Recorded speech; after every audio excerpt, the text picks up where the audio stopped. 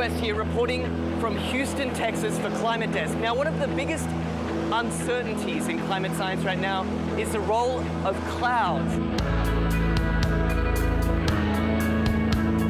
What better way to work that part out than flying right through them? That's what NASA scientists aboard this airplane think. Welcome to NASA's biggest airborne laboratory. You're coming with us today on an 8-hour NASA flight mission. When you read these big IPCC climate assessments, what's the biggest uncertainty? There's two, right? The role of aerosols and clouds. Clouds is probably bigger than aerosols. That is a piece of a puzzle that right now we are missing. You can't get the models right if you don't understand the chemistry and the process. Now we're being told we've got to get on. The doors are about to shut, so let's go aboard.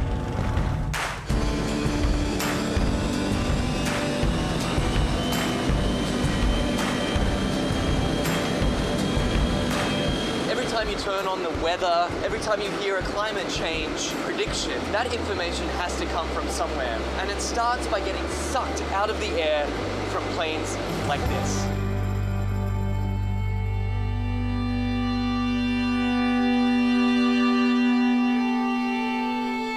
So this mission is to particularly try to understand the emissions from the surface, so mostly biogenic emissions, so from trees and other plants. Right now we're flying to our very first part of this experiment on the DC-8. Over Arkansas, there's a particularly pungent bouquet of emissions that scientists are interested in measuring. Well, these emissions lead to both aerosols and to molecules that both destroy and create ozone. So these are very important things to understand for climate studies. How it will manifest itself, it will be in more accurate and more reliable predictions. So what we're doing is taking a series of flyovers, each at a different level of the atmosphere, scooping up those emissions, testing them, and hopefully scientists are going to see exactly what's in this column of air all the way up. The data that we collect in one flight can keep busy 60 scientists and students for 3 years, 4 years. We're still studying data from data collected 20 years ago. In fact, this particular mission today is its most heavily equipped in its nearly 30 years of service. Each one of these consoles here is a specially equipped scientific instrument designed to collect all sorts of different data in real time. And this instrument here tracks the sun. We're looking at mist chambers. They're used to strip soluble gases. This black line is the CO2. It's about 390 ppm right now. We're putting these filters in the bags that we've got the aerosols that we trapped out of a certain amount of air. And so we're sampling up here about 150 liters a minute. That ultimately flows back into the operational models. It flows back into what goes on TV every day. Anyway, I got to get this sample going. You do it. It's a busy man at work. We can't let him rest. Well, get this. We've just spent 2 hours crisscrossing this one cloud formation. In, back out again, back in again. Then they grow, and we track them as long as we can, and then we let it go. Even one cloud can hold a host of answers to the mysteries of climate change. The patterns of, where the clouds are, what type of clouds we see, what kind of weather systems they're associated with it, that'll all be shifting in a shifting climate, in a world with climate change. Then the big spark is this, is when we actually get the meat on the grill. And then it will be some time to process it.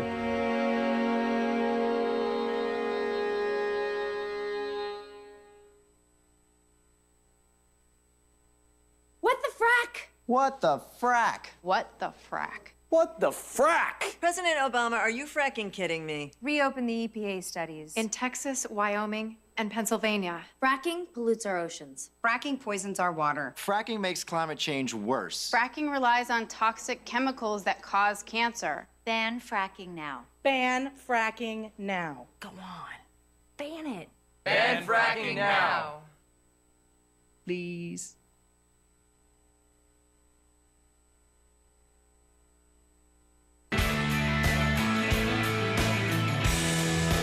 All right, here we go. That magic time when the pledge drive continues and we ask for your help. And, so many of you have, and we appreciate that very, very much.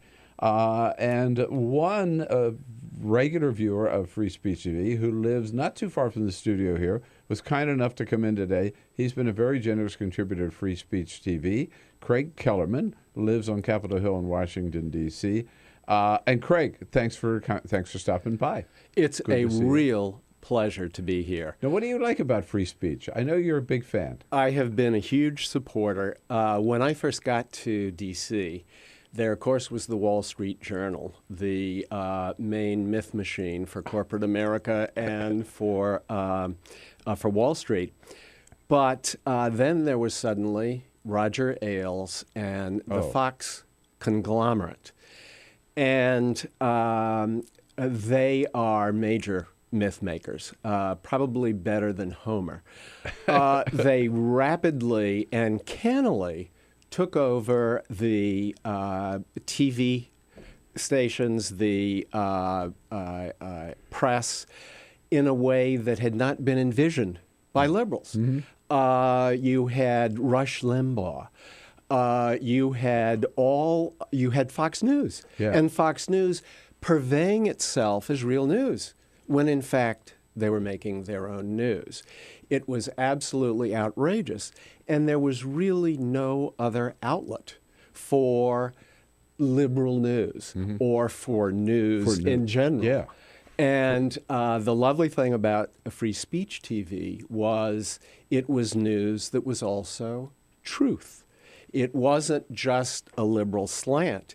It was real news. And the first antidote, if you will, that we had to Fox News, Rush Limbaugh, and it's a crucial antidote because they have, let's face it, a decade jump on us, at least a decade's jump. Yeah, right. They have been out there for a long time doing what we're just starting to do. And your program most admirably, but also Amy Goodman, Tom Hartman, David Packman. Yeah. Wonderful, wonderful journalists who are getting the word out there. And it's a different word from Fox, principally because it's truth. Well, that's so good of you to say, and it's great having loyal friends and supporters and viewers like you around the country. What is your message to other people watching about helping Free Speech TV? Give, and I'll show you what I mean. I'm surprising Bill with a check for $1,000. Oh, my God. We need $1,500 a day, and it's we, you out there and me, we need Free Speech TV. So my challenge to you viewers out there is if just five of you will give $100, we will meet his $1,500 a day goal. So we need to do this together. Okay, folks? All right. Can't thank you enough. You heard it. I can't say it any better than Craig Kellerman has said. And you know how to do it. You go to 877-378-8669 or to freespeech.org.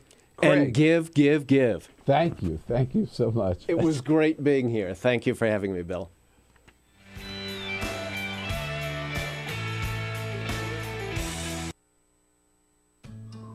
You wouldn't let money just blow out of your house.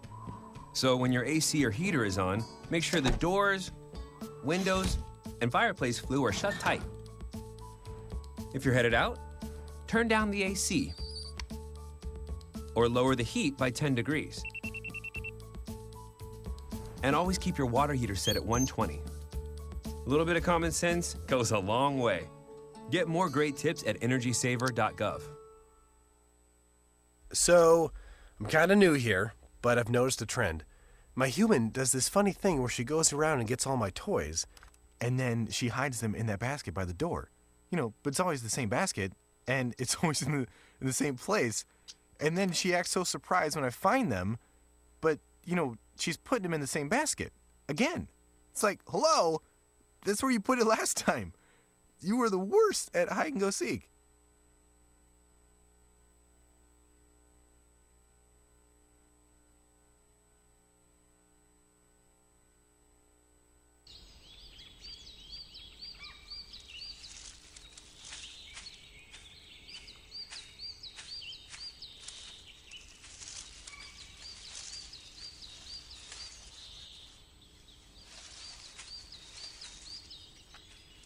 At Earth Justice, we defend the environment in the courtroom.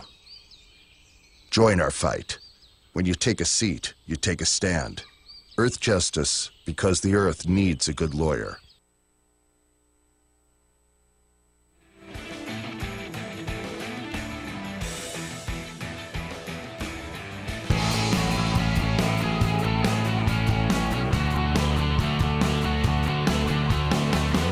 Broadcasting around the nation, on your radio, on your TV, and online. This is The Bill Press Show. Jeb Bush makes it official today, and Donald Trump tomorrow. Oh, what a fun week this is going to be. Hello, everybody, and happy Monday, June 15. How about it? Great to see you today. Thank you for joining us here on the Bill Press Show. Thanks for starting off your day with our roundup of the news of the day and our conversation about what it all means. I hope you enjoyed the weekend, had a great weekend. Good to be back with you here on Bill Press and Friends, and thank friend Clinton Yates for being here on Friday with all of you. And I know you had a good time together and kept up with the issues of the day. And a lot more has happened since that show that we've got to talk about today. We'll tell you what's going on. You tell us what you think about it, what it means to you. 866-55-PRESS is how you join the conversation. Whether you're listening on your local progressive talk radio station, and we're so glad that you're there with us, coast to coast in Radioland, whether you're watching us on Free Speech TV, coast to coast as well, we welcome you to join the conversation, as well as those of you around the world watching on our video stream, youtube.com/TawkrTV. Peter Rugburn and Lisa Murphy made it back in today. How about it? Happy Monday, Bill. Hey. Happy Monday. Good morning. It's good to be, back on a Monday. Get a fresh start. You have that feeling. A whole new week. Mondays are always so exciting. We love Mondays here, don't we? Jamie Benson's here also to take your calls. Don't forget, keep him going at 866-55-PRESS. And we're looking at you thanks to our videographer, Cyprian Bolding, on the job as always. Pardon me.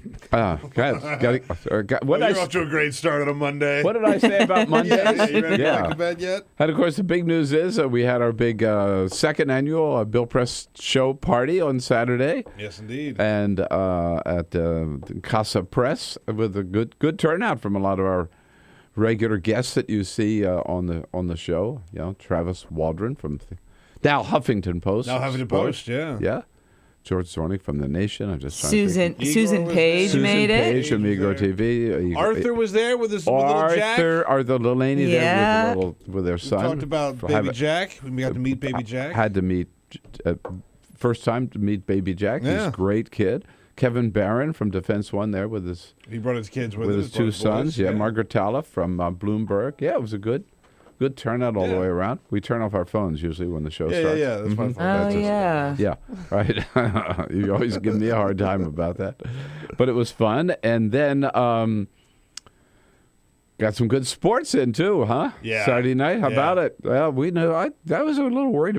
Not worried, but I knew the Warriors were going to come back. But I was just waiting. They got to show their Steph Curry woke up last night, man. Steph Curry. He'd been fairly well contained throughout these finals. But he woke up last night, and here he comes through when he was needed. Curry dribbles up, splits traffic, gets to the front court, takes it down the right sideline. He's content to run some clock. 87 seconds to go. Shot clock at 10. Gets a screen, takes a deep three. Go!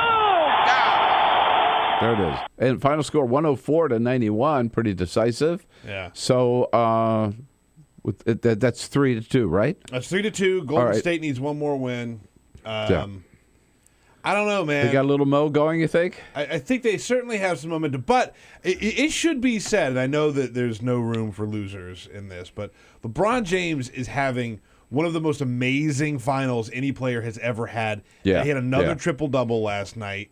I think he scored 40 points last night. Yeah, I mean the question He's is a freak. Is he alone enough to? I know. Yeah. Hey, look, it's been competitive. It's been way more competitive than people thought it was going to be. I think that Cavaliers could not easily, but I think that they could slip away. Still could win with a Game 6 win, and then it could go to Game 7. Yeah. I really do think it could go. So when's the next game? Wednesday night is the next game. Where? That one is in Cleveland, and then they're going to come back Cleveland. In Cleveland. And then come back to Golden Oakland State for 7 if they need it, which would be on a Friday night, which I personally welcome because these late night games are killing me. Yeah. All right, very, very exciting lineup today too.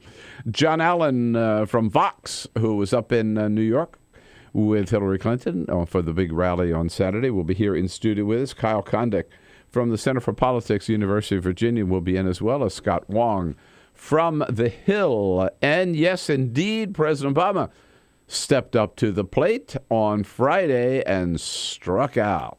But first, this is the Full Court Press. Just a couple of other stories making news. Get yourself loaded up with that tea. We go to Gothenburg, Sweden, where on Friday the Foo Fighters were performing a concert, and their lead man, Dave Grohl, he made a little mistake. There were 2 songs into the show when Dave Grohl jumped up and seems to have miscalculated his landing, and he fell into the security pit. Oh, no. He had the microphone, and he announced, "I think I just broke my leg," while he laid on the ground. He says, "I'm not kidding. I really broke my leg." He was rushed to the hospital. The band stayed on stage and kept playing covers. Grohl then came back, had his legs set and put in a cast while he sat on stage and finished the show. No. Yes. Talk about a rock star move, man. He was only gone for just a little while to the hospital. They said, "Yeah, you have a broken leg. We're going to have to put it in a cast." He said, "Follow me to the show. You guys can do this while I'm on stage." So he went on stage and sat down, had his leg propped up while a guy worked on his leg, and he continued to perform. Yeah, maybe you shouldn't jump off the stage while he's, for starters. Yeah, that's a good place to start. Not all heroes wear capes, Bill. This guy is my favorite new person. His name is Ben Johnson. He lives in Milwaukee. He lives very close to the airport. And he was redoing his house, and he wanted to play a prank on as many people as he possibly could. So remember now, he lives in Milwaukee, near the Milwaukee airport. Okay. All right. So on the roof of his house, he painted in giant letters, "Welcome to Cleveland." Oh, no. That's funny. Oh, my goodness. That's funny. So that as people fly in, it's one of the first things they see. It should freak everybody out thoroughly. As of yet, no one has any real problem with it. A couple people have complained and said that it might, cause some alarm inside airplanes, but nobody really cares. I can just letting see. him have it. Yeah, the pilot sees that and says, "Oh, damn, no. wrong airport," and pulls up. Yeah, right. Yeah. Not again. And you think of the Waldorf Astoria Hotel in Manhattan, Bill. You think of a very nice place, right? Right. Well, there was a wedding reception on Saturday. Oh, yeah. Yeah, right? Turns out you should not be playing with guns while you're at a wedding reception. One person had a gun on them and was playing around with the gun inside the wedding reception at the Waldorf Astoria Hotel. The bullet hit one person. It ricocheted off the floor and then ricocheted all around the room. 3 more people were injured by broken glass, marble, or tile, because as it hit things, it was splintering shrapnel off. I know, it's insane. Folks. What was this nut doing with a gun in the first place? I mean, New York is not a conceal and carry state. No. Or city. It all gets back to one of the things I've said about people who carry guns for a long time. They carry guns so that they can show other people that they're carrying guns. Idiots. Right? So he just took it out and decided to show everybody off, and then... But, I mean, seriously, did he have a permit to carry this gun? No. And that's not what they mean by shotgun wedding at all. No. No. Absolutely not. All right. Peter. Yes, indeed. Thank you. It was a humiliating, embarrassing, stunning defeat for President Obama in the House of Representatives on Friday. We've talked a lot with a lot of our guests, members of Congress, labor leaders, activists, about the Trans-Pacific Partnership deal. And basically the sides were lined up, as we've discussed here on the program. President Obama very much wanted this TPP, Trans-Pacific Partnership. So did Republicans in the Senate and in the House. It was Democrats in the Senate who opposed it, the most progressive Democrats, and certainly the most progressive Democrats, particularly in the House, who opposed it. President Obama managed the second time around to get it out of the Senate, but it came to the House for a showdown, and everybody said it was going to be a lot tougher in the House. Rosa DeLauro was out there leading the fight against it, together with Mark Pocan, who was here from Wisconsin, who was here in studio with us the other day, Keith Ellison from Minnesota, Barbara Lee from California, the Progressive Caucus, Jackie Spear from California. And it came down to, again, the vote was scheduled for Friday. And it was interesting because last week I had a chance to talk to several presidents of the labor unions, several lobbyists who are working this thing, several members of Congress. And all of them said to me the same thing. Some who are for it, some who are against it. Everybody said the same thing. Here's what we know for sure. If they have the votes, they will move to a vote on Friday. If they don't have the votes, they'll put it off till next week. Guess what? They were dead wrong. Whatever happened to people who could count? Yeah, right. Because the Republicans, after they were exuding confidence. John Boehner, Kevin McCarthy, Paul Ryan, they all said, we got the votes. The last briefing I went to Thursday at the White House, Josh Earnest said, basically, we got the votes. We know that we're on track here. And President Obama did all that last minute lobbying. We don't know how many speeches he gave saying he needed this thing. He was making phone calls to members of Congress, people who had never heard from him before.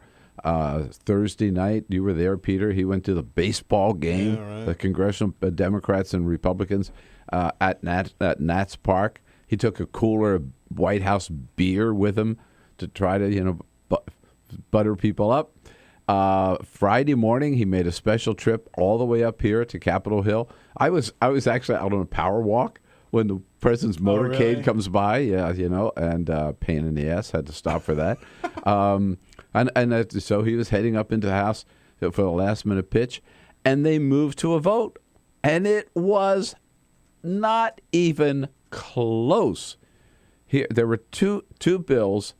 Both of them had to pass. Here's the vote on the first one. On this vote, the ayes are 126, the nays are 302. The motion is not adopted. Wait, think about that, okay? 126 for it. They needed 217 votes. They were like almost 100 votes short, and they still called the vote. Then the second bill came along. You'll hear the count, but it really doesn't matter. On this vote, the ayes are 219, the nays are 211. The motion is adopted. Yeah. But both bills had to pass, and so what happened? The Democrats, their strategy was they voted for one, and then they all voted, not all, but enough of them voted against the other, and John Boehner couldn't get enough Republicans to make up the difference. And the two people who really brought this thing down and took on the president were, first of all, again, leading the opposition in the House, Congresswoman Rosa DeLauro. Our job today is to vote down this bill, say no to trade adjustment assistance, and say no to fast track. And she had kept her cool all the way through, kept her secret, let's say. Nobody knew for sure which way she was going to go at the very end. Leader Nancy Pelosi took the floor. We'll be voting today to slow down the fast track to get a better deal for the American people. Bigger paychecks, better infrastructure, help the American people fulfill the American dream. And a member of Congress yesterday who voted for the trade deal told me that he knew once Nancy Pelosi went up there, it was all over.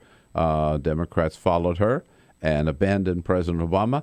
And so the question is, really, first of all, what do you think about it? 866-55-PRESS, is this good or bad for the American economy, good or bad for American workers? 866-55-PRESS. I think it's good for American workers that this trade deal did not go through. But how could the president possibly lose? I'll tell you, I think it was a combination of things. First of all, it was a bad deal. There was too many questions about this deal. Did it really protect American workers? Will it really keep jobs here in this country or enable jobs to flee the way they did under NAFTA? Is there sufficient protection in there for these other countries that we were dealing with to protect the environment and to keep wages up? There are really some serious questions about it. That was one problem. Another problem was the whole thing was a secret deal. We've talked about that again and again. I think it could have really helped if the president had opened it up, members of Congress been able to take a copy home, study it, go over it with their staff, have a real open, secret debate on this. Instead, the president wanted it to be Congress. All they could do was vote up or vote down. And a lot of people resented being put in that position. The other thing you got to say is the labor unions really, really, really came together on this thing.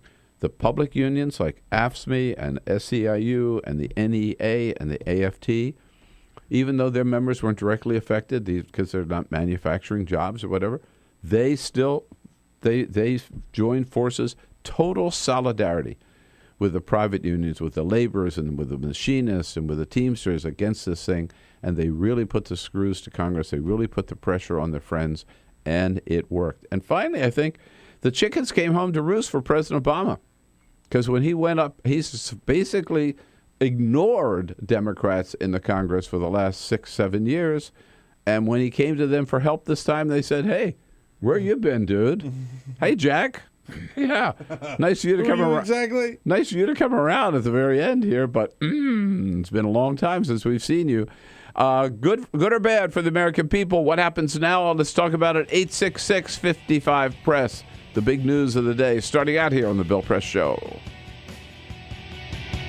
This is the Bill Press Show.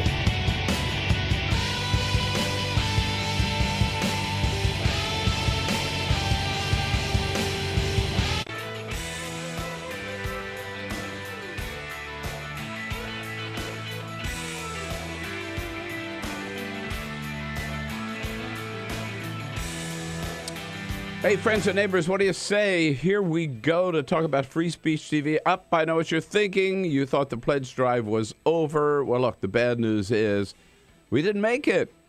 I mean, we did not make it. Too many of you just sat on the couch, didn't respond, didn't make your pledge. We ended up far, far from our goal for this pledge drive, and so we've got to extend for another week. So don't put it off any longer. Come on, get with it. We need your help. It's as simple as that. You know, I've told you before, Free Speech TV, it's a two-way street. You know, we bring you the best programming every day that we can. Every one of us, Stephanie Miller, Tom Hartman, Amy Goodman, David Packman, we all work on it, get the best guests to really understand the issues, to bring you the insights you're looking for, as well as the news of what's happening that particular day. We do that. You've got to do your bit to provide the resources to keep free speech going. You know, if there's no free lunch, as I say, there's no free speech either, really, because it costs money to get this programming out to you, and we depend entirely on you to do so. If you're not there for us, we are not going to be there for you. Just will not continue to be. We'll not be able to continue to be there for you because we can't turn to the government. We don't want to turn to the corporations. We don't want to turn to the Koch brothers, and we will not. It's Free Speech TV. And it's only that way that we can remain as independent and as free-spirited and as totally unfettered as we are. So please, don't put it off any longer. Do it today. Let's get this damn thing over with. And you can, if you can help us, anything you can do, anything from $50 to $500. If you send $60, make that pledge to 877, you know the number, 877-378-8669, or to Free Speech TV at freespeech.org. For $60, we'll send you this fun little stamp you can use for your checks or your paper money. It says, you can't use this to bribe politicians. For $120, we'll send you a copy of John Nichols' new book about money in politics and how to get the money out of politics called Dollarocracy. Great book, great read. John Nichols, a great writer and a great liberal editor for The Nation magazine. For $240, we'll send you that stamp not to be used for bribing politicians and a copy of John Nichols' book for $360. A copy of the book, one of those stamps, and a Free Speech TV baseball cap. And how about it if you were doing well enough today and you appreciate free speech enough that you could help us with $1,000 special gift? You make your way to Washington. Come on down, spend a few days in our beautiful capital. And Carol and I will take you out to dinner at one of our favorite restaurants on the Hill, and then invite you to join us the next morning right here in studio to meet our team and participate in the program. Again, please do it today. Let's get this pledge drive over with. This week, we got to make that goal, get to our goal. And starting today, 877-378-8669 is the phone number. Freespeech.org is where you go on the website, freespeech.org. Make your pledge today.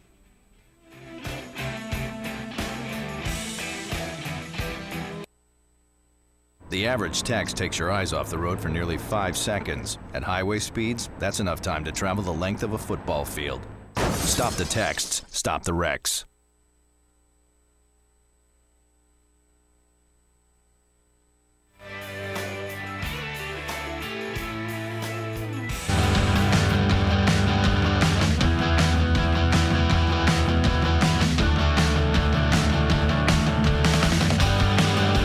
This is the Bill Press Show.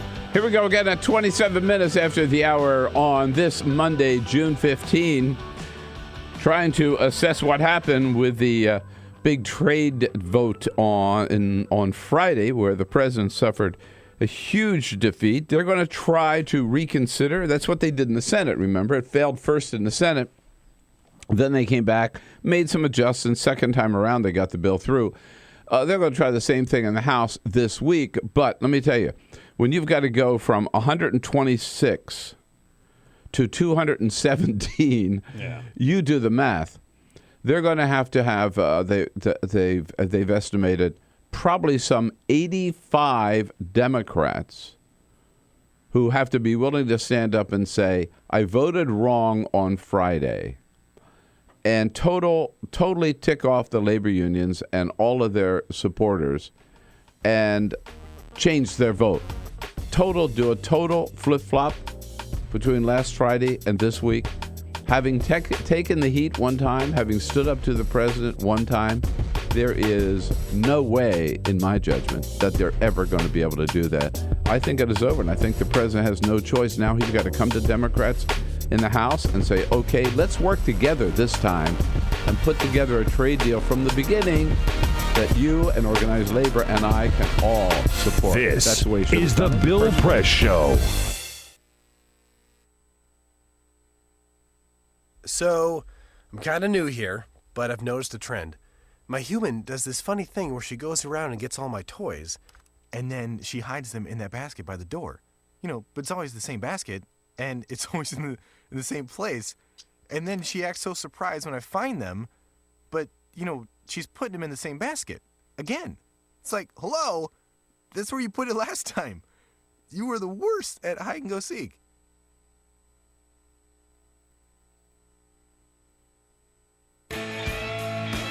All right, folks, just a little time out. Hope you're enjoying the show today. A little time out here to tell you again and get about Free Speech TV and get your help. And, we reach out to you, all of our viewers around the country, during these pledge drives, ask you to help. And we're so grateful when you do. And it's very rare, though, we get a chance to thank one of you actually in person. So we welcome to the show today and to our studio Craig Tepfer, all the way from Chelsea, Michigan, a regular free speech viewer and a very generous contributor to free speech. Craig, it's good to see you. It's good to be here, Bill. Thank you for coming in all the way from Chelsea, Michigan. I know last year we met because you were made a $1,000 pledge. You and your daughter came. Carol and I, we all went out to dinner together. Had a good time. That was a lot of fun. Had a great time. Right. And it's good to see you back. So tell us again, why do you really like Free Speech TV? Free speech to me is the dream come true. It's television without commercials, plain and simple. Yeah. And you like the people and obviously in the content on Free Speech? All of the regular programs plus all of the special programs you can't find anyplace else on the television set. It's the one progressive television channel people don't realize is maybe in the country, right? 24/7, where you can always count on going there and hearing good stuff from a progressive point of view. This is true. It's 24 hours a day. All of the programs are great to watch, intellectually stimulating, and have great progressive concepts. Well, we wouldn't be here without people like you, and I want to thank you again personally. And you're back today because you want to make another pledge and challenge people to meet it, right? That's right. I would like to pledge a half of my net worth, 0.5% of my net worth, to match the Koch brothers' donation to the GOP. So I am committing $500. Great. To the Free Speech TV, and hope that your listeners can match that. I think that's a great challenge. All right, so there you go. There's $500 from Craig Tepfer today.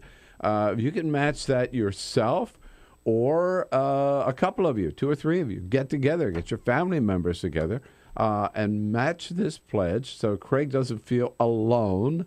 And we have the help we need on Free Speech to get going. And, of course, you know the way to do so, Craig, you certainly do, is give us a call at 877-378-8669. Number again, 877-378-8669.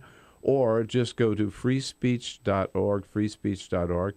And, Craig, the other thing I want to congratulate you on, you are a pioneer in solar energy. I know you have a solar-powered car right now. So you're doing so many great things. You know, I've been doing this for most of my life, wind and solar energy, and supporting environmental groups and organizations that promote solar energy. Well, so good of you to do that, and so good of you to come in. And thanks again for your help for Free Speech TV. And match Craig Tepfer's $500 grant.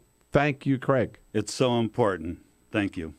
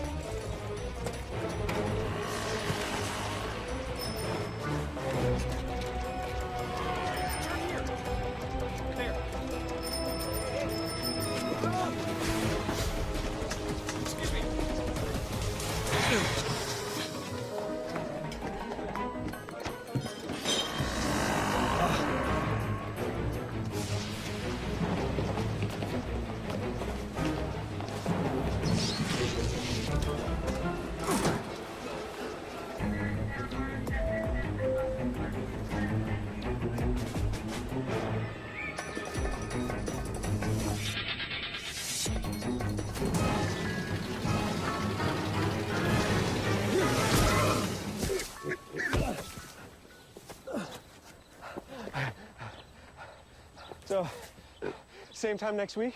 Well, of course. Put away a few bucks, feel like $1 million. For free tips to help you save, go to Feed the Pig.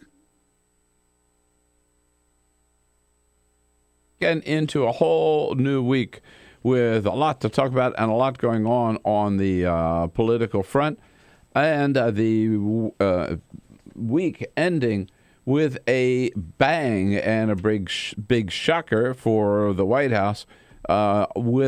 Despite all those efforts, President Obama came far, far, far short of his goal of getting congressional approval for the new trade deal, the Trans-Pacific Partnership, starting off with Fast Track Authority, which he wanted to be able to make this deal on his own and then send it to Congress, where Congress could say, yep, thumbs up or thumbs down.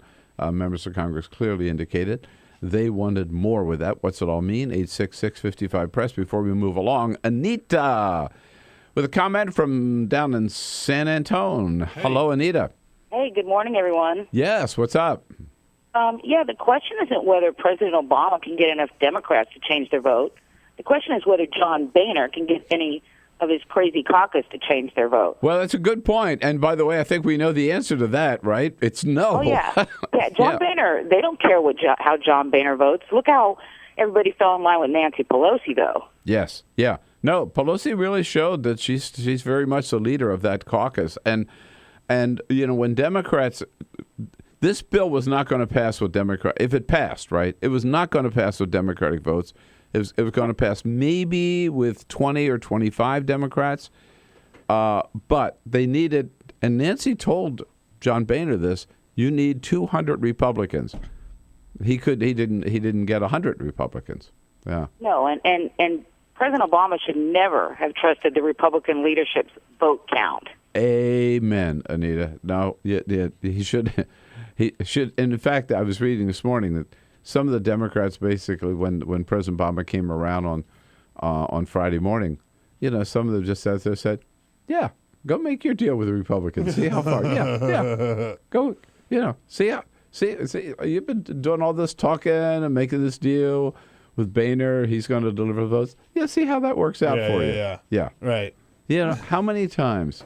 If even to go back to, remember those budget negotiations where they made the grand bargain? He made the grand bargain with Boehner, and Boehner was not able to deliver because that time Eric Cantor was still there. That's right. Stabbed Shut him it in all the back. down. He shut everything down. How many times has he made? It's Charlie Brown and the football all over again. Yep. Made a deal with Boehner, and then Boehner hasn't been able to deliver. Never going to work. Excellent point, Anita.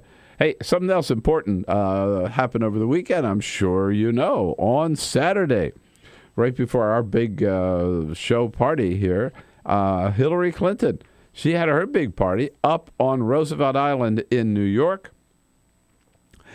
What do we call it? She did not announce her campaign, her candidacy for president, because she had already done that.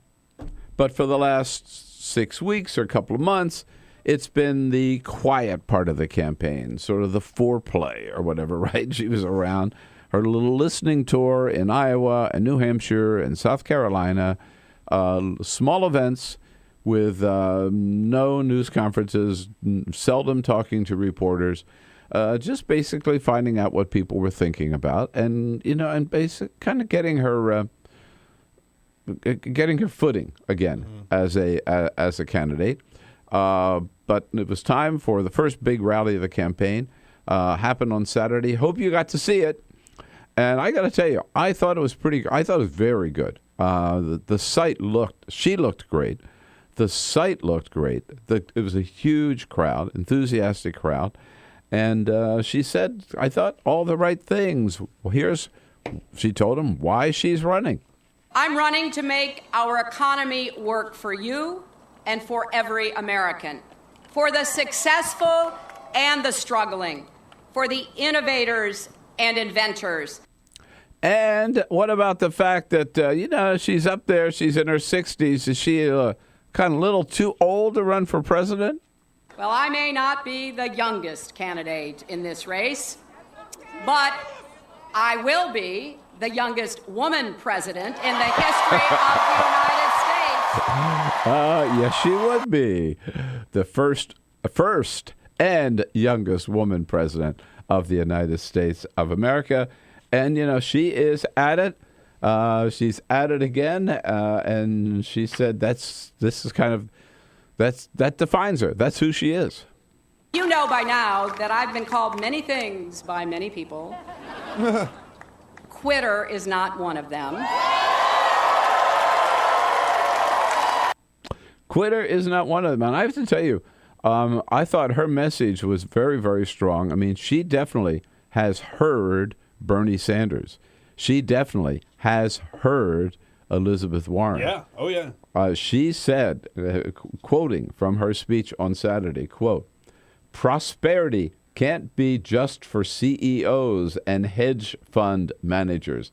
Democracy can't be just for billionaires and corporations. Prosperity and democracy are part of your basic bargain, too. You brought our country back. Now it's time, your time, to secure the gains and move ahead." And she came out specifically for increasing the minimum wage, offering paid family leave, expanding that, implementing equal pay legislation, and protecting gays and lesbians from discrimination in the workplace. She also said she wants to reward companies that invest in expanding their business here in the United States and penalize companies that move jobs overseas, move operations overseas, or park their money overseas. All of them right out of the Bernie Sanders playbook. He really was. No. In fact, really I thought one of the snarkiest maybe, but best lines of the weekend was when Chris Christie was asked about Hillary's speech, and he said, "I thought Elizabeth Warren wasn't running for president." But yeah, Elizabeth Warren could have written part of that speech.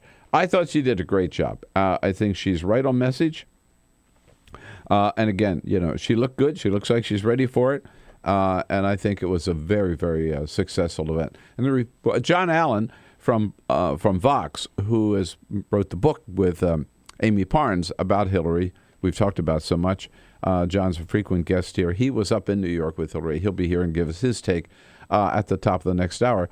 Love to get yours, 866-55-PRESS. Part of the thing that you hit on there, and it's really important to emphasize, is she did not have a really great post-Secretary of State rollout, right? Like with her book. Oh, yeah. And the promotion around that. She didn't have a very great rollout. And part of that is understandable because she hasn't. Essentially, promoting a book is a lot like running a campaign, right? Yeah. So she's been out of practice. So she got a lot of that out of her system. Her video that she put out a couple months ago to make the announcement was fantastic. It was a great video. She's had some issues with talking to reporters, but she hasn't any major slip-ups. And so having this big event is really important to show that she can do this and not make any more missteps. And in that video, she made the point, the line she used is that the system is still too rigged to benefit those at the very top. It's stacked, I think she said, stacked in favor of those at the very top and stacked against the 99%. She struck that theme then. She struck that theme, that same progressive theme, that populist theme, that Bernie Sanders message in her talk on Saturday. But I think it shows she's on message. It also shows she knows that Bernie Sanders has got a great appeal. That this is the message that will work this time around. It's what the American people want. The middle class, they want somebody who's going to fight for the middle class against, well, it doesn't have to be against Wall Street. It's just saying, okay, Wall Street, those guys have had their turn, man. Yeah. They've had 8 or 10 years of being pigs, getting fatter and fatter and fatter. It's our turn to get a little bit of the economic benefit from a rebounding economy now. What do you think? Hillary Clinton, she is out there swinging. 866-55-PRESS. We saw her on Saturday. Hope you saw the speech, and want to know what you think about it. 866-55-PRESS. This is the Bill Press Show. All right, friends and neighbors, good show so far. A little time out here for a most important message. And I got one big word for you today. Please, please, please make your pledge to Free Speech TV. Look, we're really frustrated. I'm feeling frustrated because we're toward the end of our pledge drive and just nowhere near the goal where we've got to be. And I know you don't want that to happen. I know you don't want Free Speech TV to run out of gas. We know you love Free Speech TV, but we're not feeling that love, not seeing it. We're just nowhere close to our goal, not hitting the mark. So I ask you to please don't put it off any longer. Step up to the plate, make your pledge as generously as you can to help us meet our goal. Remember, our goal for every show here on the Bill Press Show is $1,500. Hey, that's not that much. Think about it. You know, it's 15 of you. If 15 of you give $100, we're there. 30 of you can give $50, we're there. Or think of it this way, the price of one night out for dinner for 2 of you, you got a whole year of the great programming on Free Speech TV. But it really, really is urgent because, once again, you are Free Speech TV. We are, you are, there ain't nobody else. There's no government funding we can count on, no foundation funding, no corporate funding, no Koch brothers funding. It's just the partnership that we've got, and we've really got to keep that going. And we'll try to make it worth your while. Just to give you a little maybe incentive to help us out today. Remember our premiums this time. If for $60, we'll send you this for your one-time pledge of $60. This stamp, not to be used for bribing politicians. You can have a lot of fun with that with your friends. $120 to help us with that. We'll send you a copy of John Nichols' book, Dollarocracy, about all the evil of money in politics and how we get rid of it. For $240, you get the stamp and the book. And for $360, you get the stamp. Can't be used for bribing politicians. Dollarocracy by John Nichols and a Free Speech TV baseball cap. If you can help with $1,000, a real special treat, come to Washington, see the monuments, get to the White House, get to the Capitol, and most importantly, Carol and I will take you out to dinner at one of our great restaurants on Capitol Hill, and then invite you in to join the crew the next morning, meet the team, have some district donuts, and enjoy the show. But the most important thing is we need your help to make your pledge as generously as you can. We know not everybody can do all the same, but whatever you can, your one-time pledge for Free Speech TV. Don't be a freeloader. Don't be just a couch potato. If you enjoy the program, and we know you do, then do your share to keep Free Speech TV on the air and keep me and Stephanie Miller and Tom Hartman and Amy Goodman and David Packman and all the rest of the great Free Speech TV hosts in your home every single day. Please help. Please do it today. You know the number, 877-378-8669, or just go to freespeech.org. Please help, and we thank you.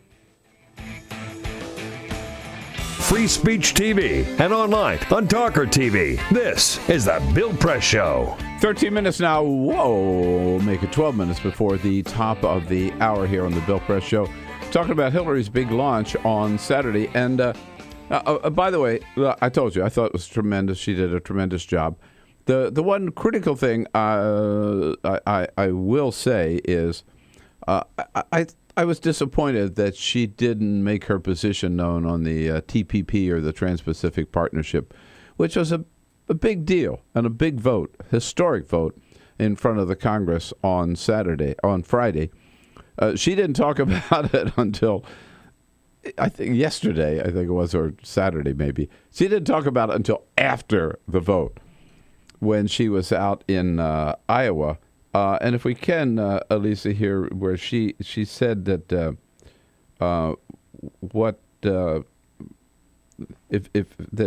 here's what President Obama should do now, right? That he should work with the Democrats. She said, including working with Nancy Pelosi. The president should listen to and work with his allies in Congress, starting with Nancy Pelosi, who have expressed their concerns about the impact that a weak agreement would have on our workers, to make sure we get the best, strongest deal possible. So nice of her to say, and notice she doesn't really clearly come out and say, I was against TPP. I would have voted no. Yeah. But she said nothing during the whole debate which I think was a moment to show some leadership that she failed. But other than that, great launch on Saturday. That was the most important thing. Beverly's out in St. David, Illinois. Hey, Beverly. Good morning, Bill, and how are you doing? I'm doing great. What do you think of Hillary's a big thing on Saturday? I thought it was a fantastic speech. The speech that she gave about voting rights showed what leadership. Mm-hmm. I also think that people are mistaking Hillary for not being a progressive. She's not her husband. Bill's a centrist. This woman has had progressive beliefs since she was in college, working with children and families. And she was voted in the top 10 most progressive when she was senator. You remember also, Beverly, when she was first lady, right? She's the first one to come up with health care. Yeah. They called it Hillary Care. And she was attacked at the time as this wild-ass liberal first lady, right? That is correct. Yeah. No, you're right. I think in her heart of hearts, I mean, she is, that's who she is. She is a progressive. She's certainly much more liberal than Bill was. Yeah. You're right.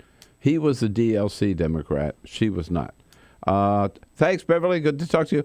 Whoa, here we go. Out to Dillon Beach, California, Tamales Bay. Hello, Hey. Teresa. Yes, hi, Bill. Hi, how you doing? Well, okay. We got a lot to talk about. Yes. First of all, you've got to stop judging Hillary on what was. It's now. It would have been improper for her to talk about to go into too much detail on TPP right away. And she started out saying how she was proud of Bill and Obama. She covered just about everything. I expected Bernie Sanders to come out and give her a kiss. Well, he could have written part of the speech, that's for sure. Hey, listen. She didn't cop anybody's speech. That was the point. That was her. So you've got to stop. You can compare them, but frankly, I think they're both, I'm yelling and I'm in bed. Well, you don't have to yell. We can hear you. Yeah.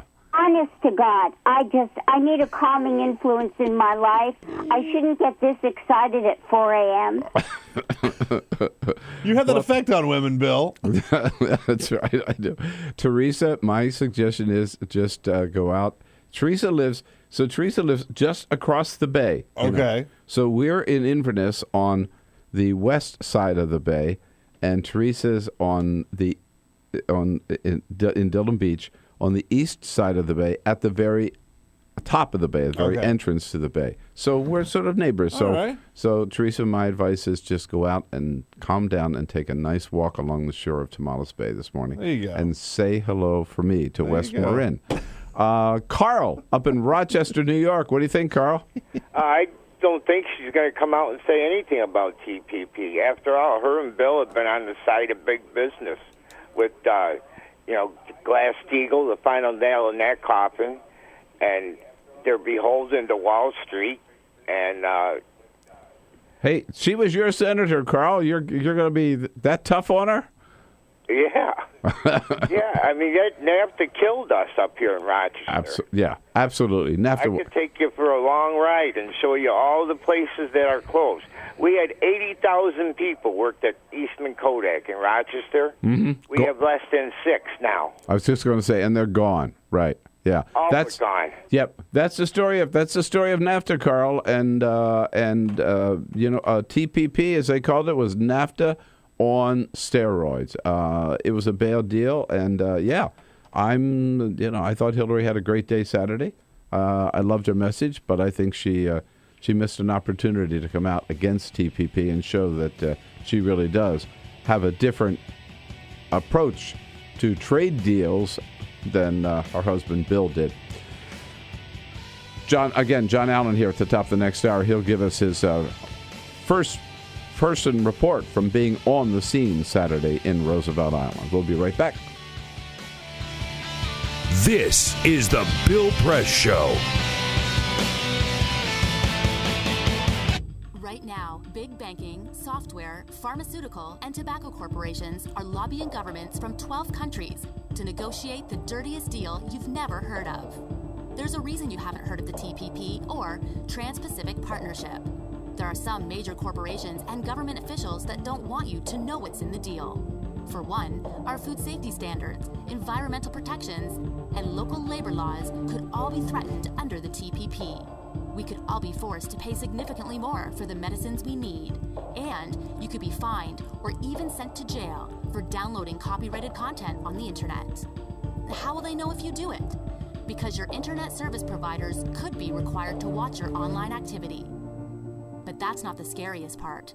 The TPP gives corporations the power to sue our government in secret tribunals over any law or regulation they claim affects their expected future profits. Don't believe it? It's already happening. Recently, after our government said an American pharma corporation's drug price-raising patents were not legit, the firm sued Canadian taxpayers for a staggering $500 million. And a U.S. fracking company sued us when the Quebec government put a moratorium on shale gas development to study its impacts. These deals will stop us from making our own common sense laws for fear of lawsuits. Thankfully, not everyone is willing to sign on the dotted line just yet. In fact, most government officials still have no idea what they're even signing on to, for good reason. In the U.S., Democrats and Republicans alike are uniting to oppose a fast tracking of the TPP, demanding open debates and negotiations instead. Elected officials in Canada and everywhere should be doing this, and it's our job to make sure they start showing some backbone. Here's the deal. Without a strong public outcry, politicians will only hear the concerns of multinational corporations. And once the TPP is signed, it's here forever. There's no expiration date and no separation clause. This dirty deal has been deliberately branded as a free trade agreement. It is anything but free for people like you and me. And it's not really about trade.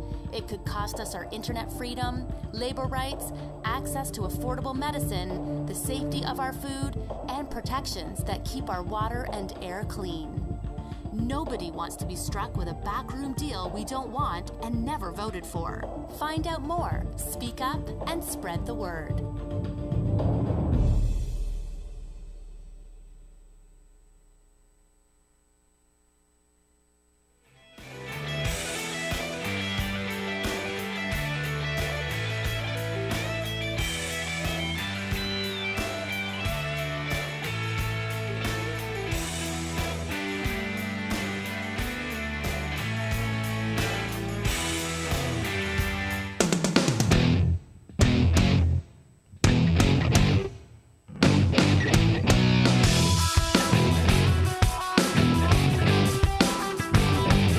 This is the Bill Press Show. Well, we couldn't be in Roosevelt Island on Saturday, but John Allen was from Vox, and he'll tell us all about it top of the next hour. One of my favorite things to look at, Bill, from this election cycle is seeing what kind of swag, what kind of items the candidates are selling on their websites. Whoa. There was a new addition to Marco Rubio's store last week. It is a short-sleeve collared golf shirt, which they are selling as a Marco polo that you can buy for $45. It has a little Marco Rubio logo on it. It's, a little golf shirt, but he's calling it the Marco Polo. You can buy it a horse, Marco a polo Rubio. horse? No, it's just it's like a little Rubio logo there. That's why he's in it, just to make money. Just to make money. Yeah, right. This is the Bill Press Show.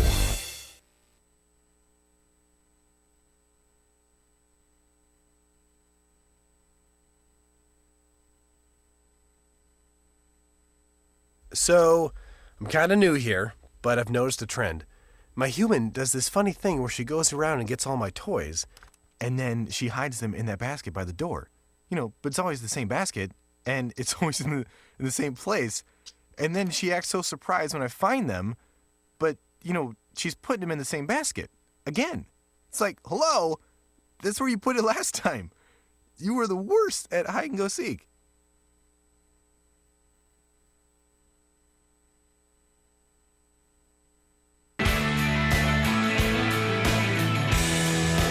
All right, here we go. That magic time when the pledge drive continues and we ask for your help. And, so many of you have, and we appreciate that very, very much.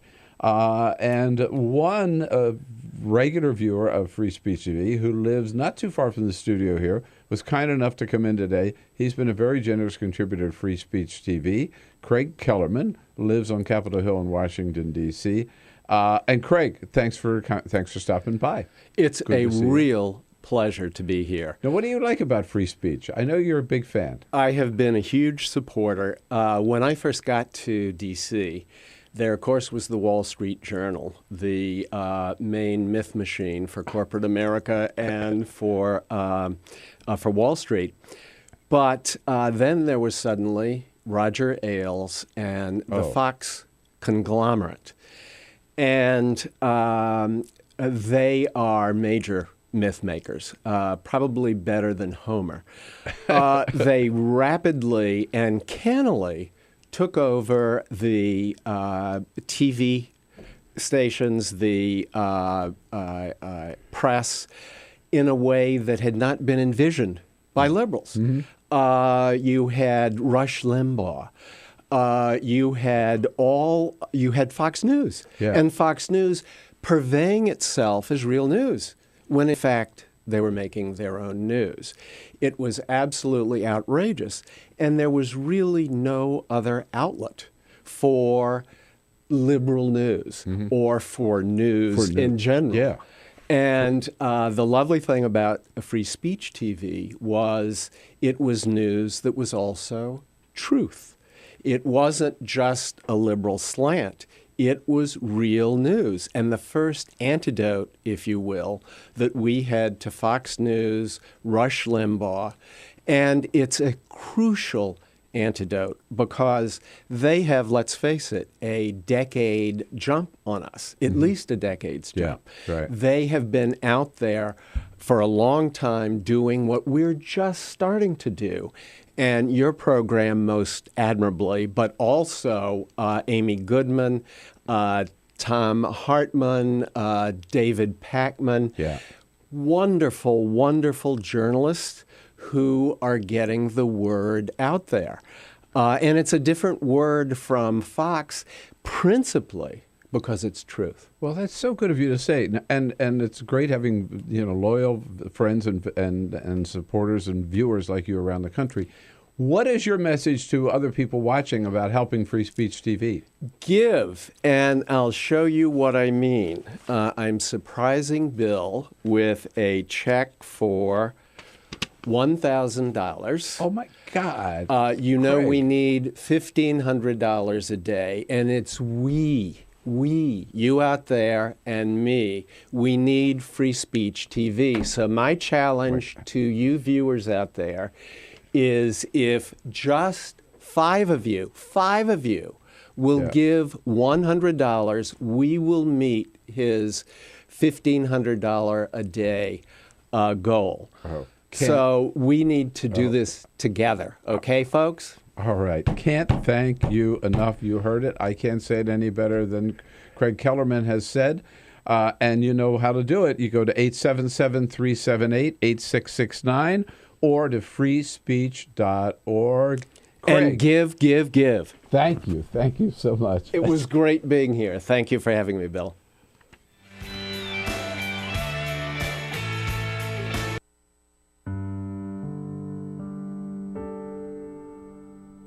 A few years ago, plastic bag waste in our city came to a tipping point. It was clear. We had a bag problem. My department was tasked to reduce plastic bag consumption. We needed to come up with ways to change human behavior. So we asked ourselves, Shall I get by? What do people really hate? Yep. Getting punched in the stomach. Preliminary studies showed that the consequences weren't severe enough to warrant behavioral change. Actually, can I get that double bagged? So we thought, what do people hate more than getting punched in the stomach? Kissing Helga. Hey, big boy. People didn't find her so offensive after all, so we had to get creative. How many bags? Okay, now, pour this ice water down your pants. We tried everything.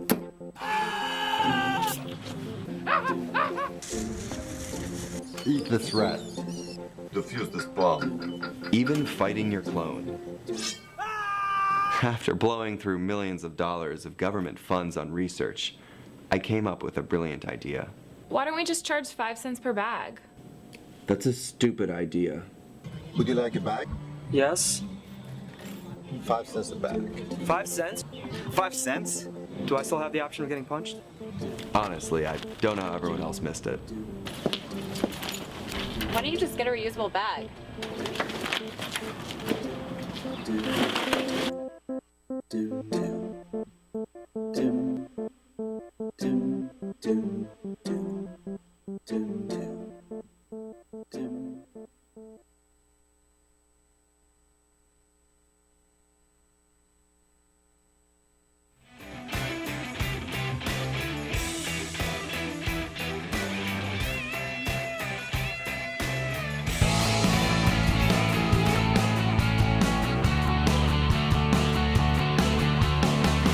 Broadcasting around the nation, on your radio, on your TV, and online.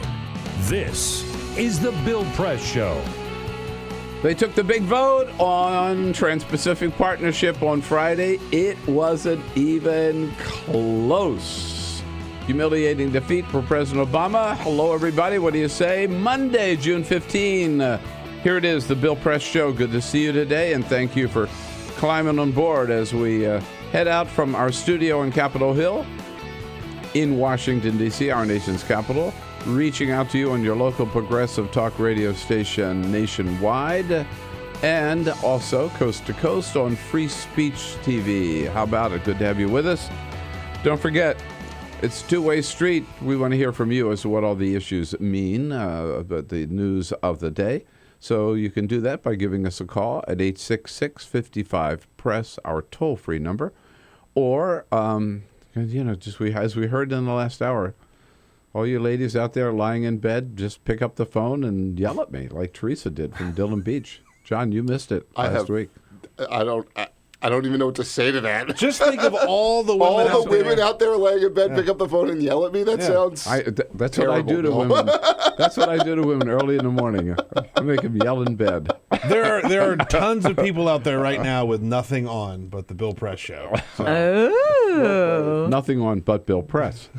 Well, I mean, where were we? Is there an FCC? If you don't give us a call, you can scream on Twitter at BP Show or on Facebook at facebook.com/Bill Press Show. And here with us in studio, the aforementioned John Allen, Chief Political Correspondent for Vox. Hello, John. Good to see you. Good to see you. Back from New York and Roosevelt Island. He's going to tell us all about it with our team, Peter Ogburn and Elisa Murphy. Hey, hello, guys. Bill. Hey, happy Monday. How about it? Jamie Benson there somewhere. He's ready to take your calls again, 866-55-PRESS, and Cyprian Bolding with the lights and cameras on for Free Speech TV, our videographers. So here's a question. You had a good trip to New York? I had a wonderful trip to New York. Okay. Did you happen to see those two prison escapees anywhere?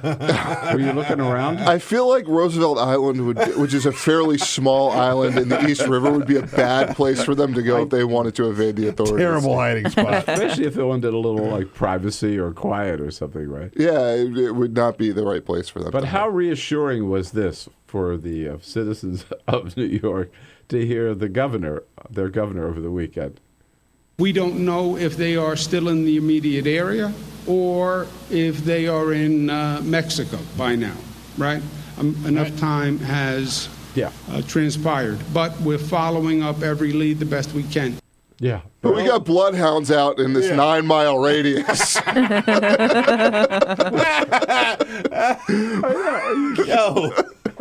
You asked how reassuring is that? It's about as reassuring as it was for House Democrats when President Obama went down on Friday and told them that trade adjustment assistance is something they should vote for, and fast track authority is something he should have. Play it straight, as he said. Play it straight. Play it straight. Yeah. Anyway, right. I mean, this I did. I'm telling you, they're never going to find these two guys. They're gone. They're done. They are. I don't know where they are, but they're done. Yeah, I don't think they're going to find them. I think they just got way too big of a head start, and they had way too sound of a plan in place. And every news story that comes out that they say that they're onto their trail, they're still 2 or 3 days behind where these guys were. What's amazing is that they had an exit strategy that works. Yeah. I mean, even when it failed, right? Even when it failed, it worked. Yeah. And so to me, I'm like, maybe these guys ought to be at the Pentagon. They thought through what happens when we get out. Yeah. Right? These guys weren't just smart enough to break out of the maximum security prison in the middle of nowhere in New York, but also to, when the plan went awry, also figure out a second act. Very good Multiple point, exit strategies. A very good point, because obviously we had no exit strategy. We did not have a plan for what happened when we got out of Iraq. Yeah. And look where we are now. We're bad at that as a people these days. It's like we have ADD, so we're like, all right, we're going to do this one thing, and then we don't sort of follow it through. We're going to fire somebody, we don't know who we're going to replace them with. We're going to go in, we don't know how to get out. Alas, alas. So John Allen here for the first half hour. Kyle Kondik from the Center for Politics, University of Virginia, coming in at the half, and the next hour, Scott Wong from the Hill. But first, Peter. This is the Full Court Press. Just a couple of other stories making news. We all like Dunkin' Donuts, not just for their donuts, but for their coffee. And if you can't get to a Dunkin' Donuts, it's about to be a lot. I think I saw a Dunkin' Donut box here in the trash. There was a Dunkin' run Friday, here on Friday. While I was in here, it sounds like right. We had a Dunkin' run. Well, so we have to run out to go get the Dunkin' Donuts, but that might not be the case for so much longer, because Dunkin' Donuts CEO Nigel Travis told CNBC that they are testing out delivery of Dunkin' Donuts coffee and donuts. Now, what they said the way this is going to work is all through your app. You can get the Dunkin' Donuts app, and they haven't rolled it out to everybody yet. They're just testing it in certain areas. But eventually, they said they want to be able to bring you your donuts and coffee wherever you are. But you'd have to order more than one donut. Well, for yeah, them to deliver it. Right? I would imagine so. They haven't really laid out all the details. What do you think? I don't know. I was about to say who eats one donut, but but it may just be me that one. I'm with you, dude. Yeah. They should get a liquor license. Oh my God! Could you imagine? 3 a.m. Bailey's in your coffee. Yeah, right. Early Valet is a program that Delta has been testing in one market, flights from Atlanta to L.A. The way that this works is if you're checking into your flight and you're there, they have attendants come around, and if you're carrying on luggage, they'll take it in stow for you ahead of boarding time, right? So they'll put it above your seat so that you don't have to have everybody fighting over space and taking up all this time, so that when it's time to board the plane, everybody just gets on and you go. Right? Apparently, it's been so successful that they are rolling it out in about 200 other markets beginning this week, and they say that they want to roll it out to all of their flights. Who's Delta? This is Delta Airlines. So the way this works, again, is if you're all there and you've checked in and you've got your ticket, they just grab your luggage for you and go put it away. Right now, it doesn't cost anything, but I can't imagine that's going to stay that way for very long, because who are we kidding here? Airlines will find a way to charge you. But you know what? That's a very smart idea. It really is. The slowest thing I'm convinced that people do is board an airplane. It drives me freaking crazy. Yep. Get out of the aisle, Dumbo. You know that. But I mean, in some instance, you got to find the space to put your bag and all this stuff. I'm not making excuses, but by definition, it's a time-consuming process. Their time, and then they try to get it, and the bag doesn't fit, and they got to turn it this way, and they stand in the middle of the aisle while they're doing all this stuff. No, if I were a flight attendant, I would be screaming at these idiots on the. So that's. What do you think the valet is eventually going to cost? Because I think you're right about the airlines. I mean, if they could charge you a landing fee. Yeah. Yeah, that's so true. Yeah, yeah, they would. That's absolutely right. And Jurassic World opened over the weekend, opened in a big way. It is the biggest opening weekend of all time when you put together domestic and international totals. It brought in $511 million worldwide over the weekend. It grossed $204 million in the United States alone. That is not a record for here in the United States. But if you take a look at everything, $511 million is what it grossed. So they were not projecting it to be that big. It was $60 million above what they had projected just here in the United States. So it opened in a huge way. Another big hit for Steven Spielberg. Does that mean I have to go see it? You'll hate it. Yeah. You'll hate it. I'm going to go see it for sure because, the kids are dying to see it. But you'll absolutely hate it. I wasn't into the first Jurassic Park set. You know, I dug it because I was the right age to get into it. And the way that they, the technological advances that had happened by the time that they made that movie. I'm not as excited to see this one, but I will. I'll go see it, absolutely. I'll have to, my kids will have to see it, but I don't know that I'm going to take them to the theater. Might wait for it to. Yeah. All right. You got it. Thank you, Peter. 15 minutes after the hour, you saw maybe a much bigger show, John, on a Saturday when Hillary Clinton came out on Roosevelt Island and told the world why she's running for president. I'm running to make our economy work for you and for every American, for the successful and the struggling, for the innovators and inventors. So this wasn't the official announcement. What was it? This was the first kickoff rally. Oh, I see. Okay. You know, it's interesting. You listen to her. She is what, if you took everything you wanted in a presidential candidate and you drained out the charisma and the easy connection with large audiences, there's Hillary Clinton. Yeah. But I say that not as a criticism, but just as an observation. And I think what some people missed in her announcement was that there actually was a vision for America in that announcement, and I think it was a pretty coherent one that basically, if you boil it down, says America will thrive if the economic system is just and our laws are fair. And I think that is basic democratic orthodoxy, going back to Franklin Roosevelt, who she talked about. But I think that she also wove that together. The benefits are spread throughout. Yeah, I right? mean, if you just look at what she said, and I think sometimes it's more instructive to read what she said than to listen to her and give it because she's not a great orator. Yeah. If you look at what she said, I don't know that there are a whole lot of Democrats that disagree with it. Mm-hmm. And frankly, I think it's pretty appealing to a lot of people who aren't Democrats. Yeah. No, it was a populist, you think you could call it, message. I thought we were laughing earlier about Chris Christie's comment, which was meant as a snarky comment, but I thought, I didn't know Elizabeth Warren. I thought Elizabeth Warren wasn't running for president. I mean, there's a lot of Elizabeth Warren. There's a lot of Bernie Sanders in that speech, wasn't it? Absolutely. And look, I think Hillary Clinton recognizes the Democratic Party has moved left to a degree, and also that the country has become more populist. And I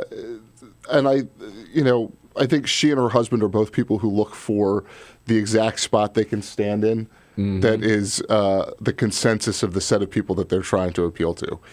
He gets away with it. He's charismatic. People always look at it and go, oh, Bill Clinton really understands me. They look at Hillary Clinton, she could say the same things, and they'd be like, God, that's so contrived. Yeah. And so, you look at it and go, this is, probably where she ought to be. And I think she did a much better job of vision than she normally does. In terms of broad overall themes. I think that's a good point. I think that there are a lot of people, one of the criticisms that I think people outside the Beltway have of Hillary Clinton, she's running just because she thinks it's her time to run, right? That she's running because her last name is Clinton and that she didn't do well the last time around and that she is owed this run, but she still has to sell herself, and she hasn't done a great job of that until this weekend, I think. Did she humanize herself this time by talking about her mom? I think a little bit. I think the most important thing that she does in this speech, and I think it will gel a little better on the campaign trail, is she cast herself as a trailblazer, as somebody who is breaking the glass ceiling within the sort of continuum of the women's movement. She connected it to her mother, and she connected it not by what she said, but by the moment with Eleanor Roosevelt. She connects that to the fights that she wants to take on for other people. she's fighting her own battle as part of the women's movement, and at the same time, she wants to take on fights for the LGBT community, for people who face workplace discrimination or less money, don't have paid leave. All of those fights she talked about, she can connect to something that she's fighting for on this campaign trail herself, and I think that that's an important way for her to connect with voters. Yeah. Now, in the meantime, it's also reported today, I don't know whether this gets in the way. But now, before we get to that, I want to ask you about her stance vis-a-vis the Trade Authority bill. Okay. So what stance? Exactly. So the whole debate is going on, and she doesn't say peep about it. They take the vote. It fails. She goes to Iowa, and she says, now what President Obama should do, he should work with Nancy Pelosi to get a good trade deal. She still doesn't say how she would have voted, implying, I think, she would have voted no. But to me, that was a leadership moment that she missed. Yeah, I don't know what feckful means, but I know what feckless means. And yeah. And I think there's some feckless to say. Look, the construct there of waiting for President Obama to fall flat on his face before saying anything, and then saying something immediately thereafter, I'm not sure is a good one for her. It makes her look like she's selling him out. I think she still hasn't said what she thinks about Trans-Pacific Partnership, which is what this is really all about. Yeah. And if she sort of implies she would have voted no, but she doesn't say that, and she doesn't say she opposed it. I would argue she's implying she would vote yes. That she says, I'd like to see them get this to a better place. I would like to see Nancy Pelosi get this to a better place with TAA so that it can go through. That means she wants to do it, just like Nancy Pelosi, who was trying to get to the place where she could vote for it, as opposed to, say, your Rosa DeLauros or Organized Labor, which are saying, you know where they stand. Right. If I could just slash a tire to stop TPP, I would. Right. Yeah.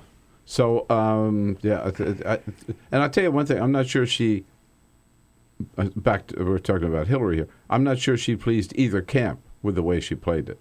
No, not at all. Although I think the number of people that are going to vote on trade in a general election is pretty small. Yeah, exactly.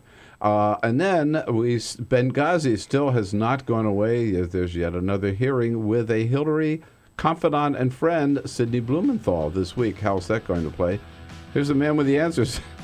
Jonathan Allen from Vox, 866-55-PRESS. We know you watched on Saturday. What did you think? We'll be right back. This is the Bill Press Show.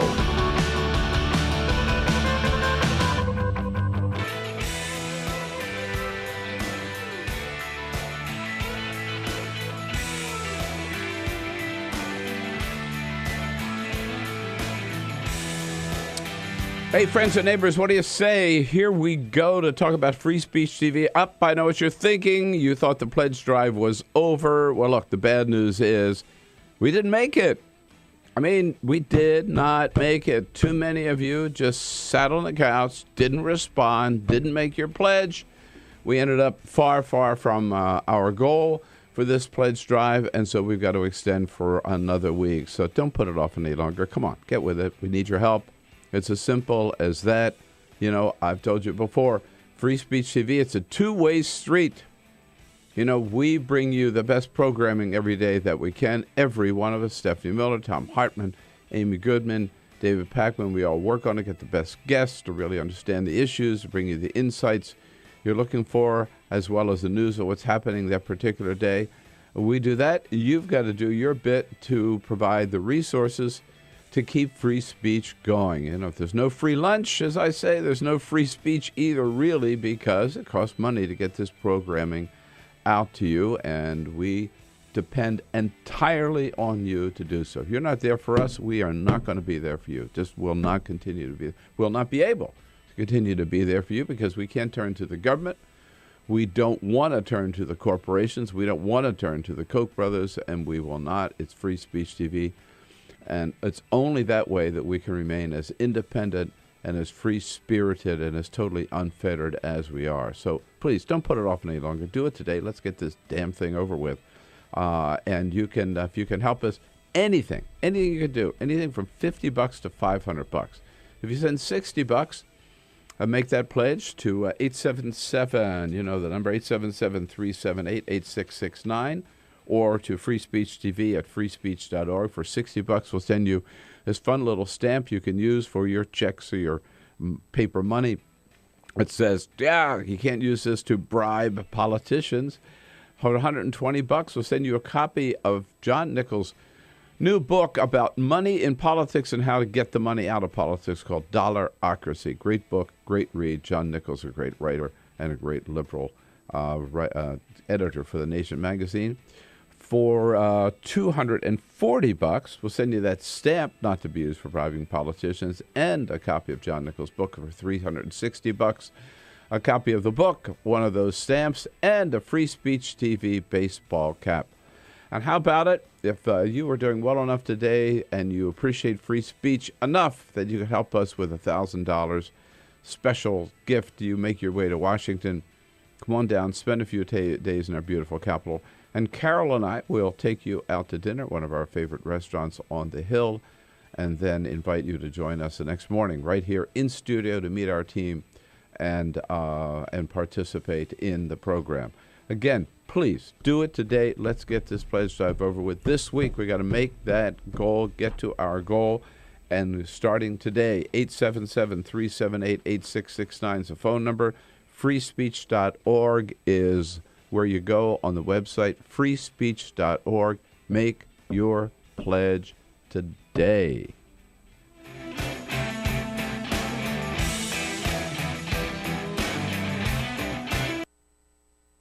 The average text takes your eyes off the road for nearly 5 seconds. At highway speeds, that's enough time to travel the length of a football field. Stop the texts. Stop the wrecks.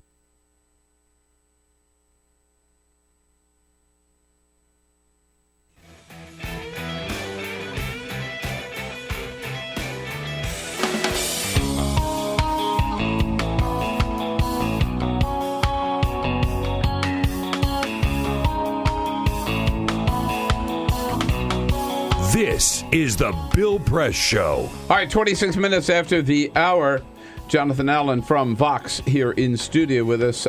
We've been talking about Hillary Clinton, but John, just during the break, the Jeb Bush video he's announcing today, the video is already out. Let's listen to just a little bit of it.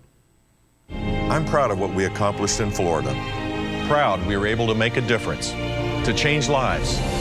We grew our economy and led the nation in job growth, defended life and protected women from domestic violence, eliminated waste and balanced budgets, reformed schools, and gave every child an opportunity. And he goes on to say that's something the D.C. crowd can't say that they did. Yeah, how's this going to play? George H.W. Clinton and George W. Clinton, the D.C. crowd, I guess. My brother, my father, and all this.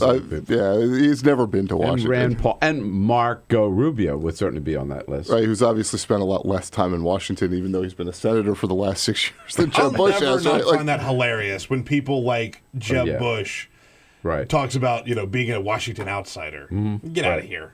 Yeah, it's what I thought was interesting about that about the opening of that was he coupled his anti-abortion stance with domestic violence. Yeah, and I thought that was pretty smart.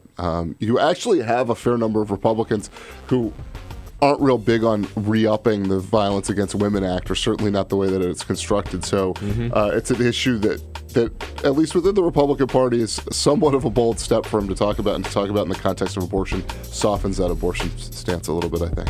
So, boy, we're out of time here. Too bad, because I guess the big question is it Hillary and Jeb? Is it that's what it's going to be? We'll talk about that. It's up to the Republican primary voters, I think. This is the Bill Press Show.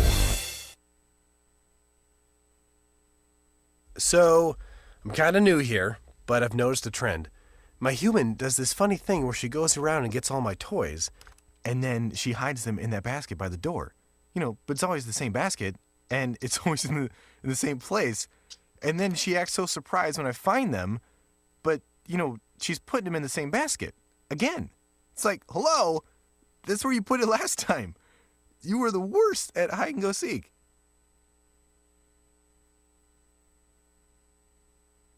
All right, folks, just a little time out. Hope you're enjoying the show today. A little time out here to tell you again and get your about Free Speech TV and get your help. And, you know, we reach out to you, all of our viewers around the country, during these pledge drives, ask you to help. And we're so grateful when you do.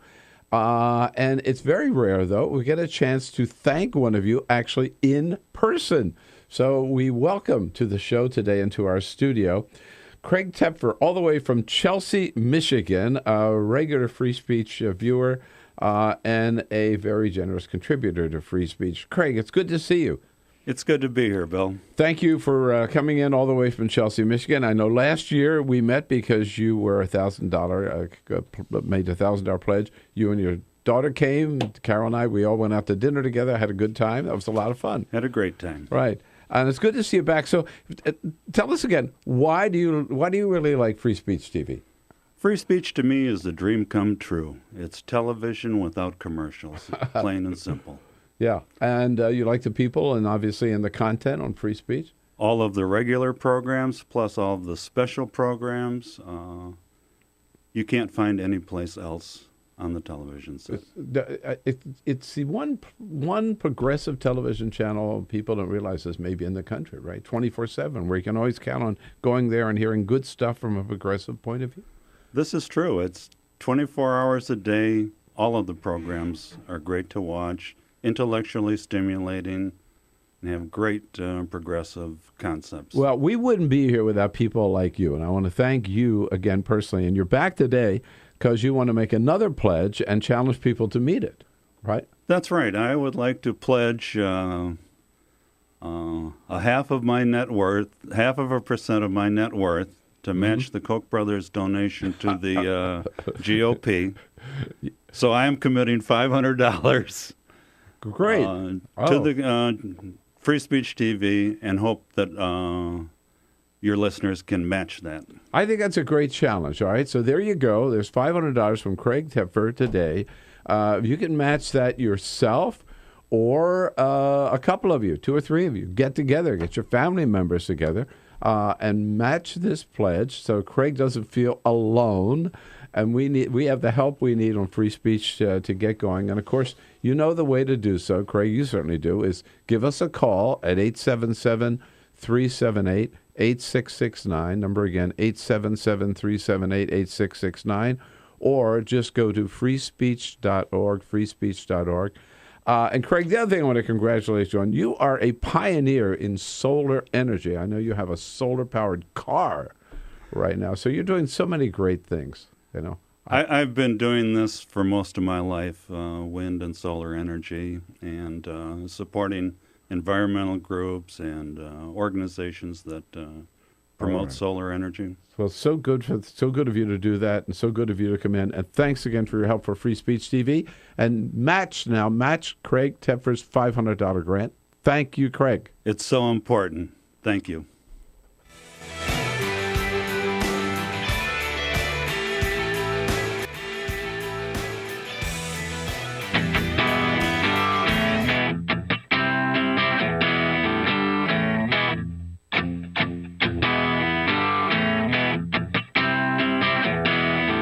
The most valuable morning radio show, according to The Nation magazine. This is The Bill Press Show. 33 minutes after the hour. Monday, June 15, The Bill Press Show on your local progressive talk radio station nationwide, and also on Free Speech TV nationwide, coast to coast. We're here in Washington, D.C., and brought to you today by AFSCME. Good men and women of AFSCME, the largest public employee and healthcare workers union in the entire country under President Lee Saunders. And for more information about their good work making America happen, check their website at afscme.org, afscme.org. Just moments ago, released the video announcement of Jeb Bush running for president of the United States. No surprise. Kondik is Managing Director of Crystal Ball at the University of Virginia Center for American Politics with Larry Sabato, good friend of the program. He's been all over this story, and he joins us in studio this morning. This is a moment you've been waiting for, Kyle.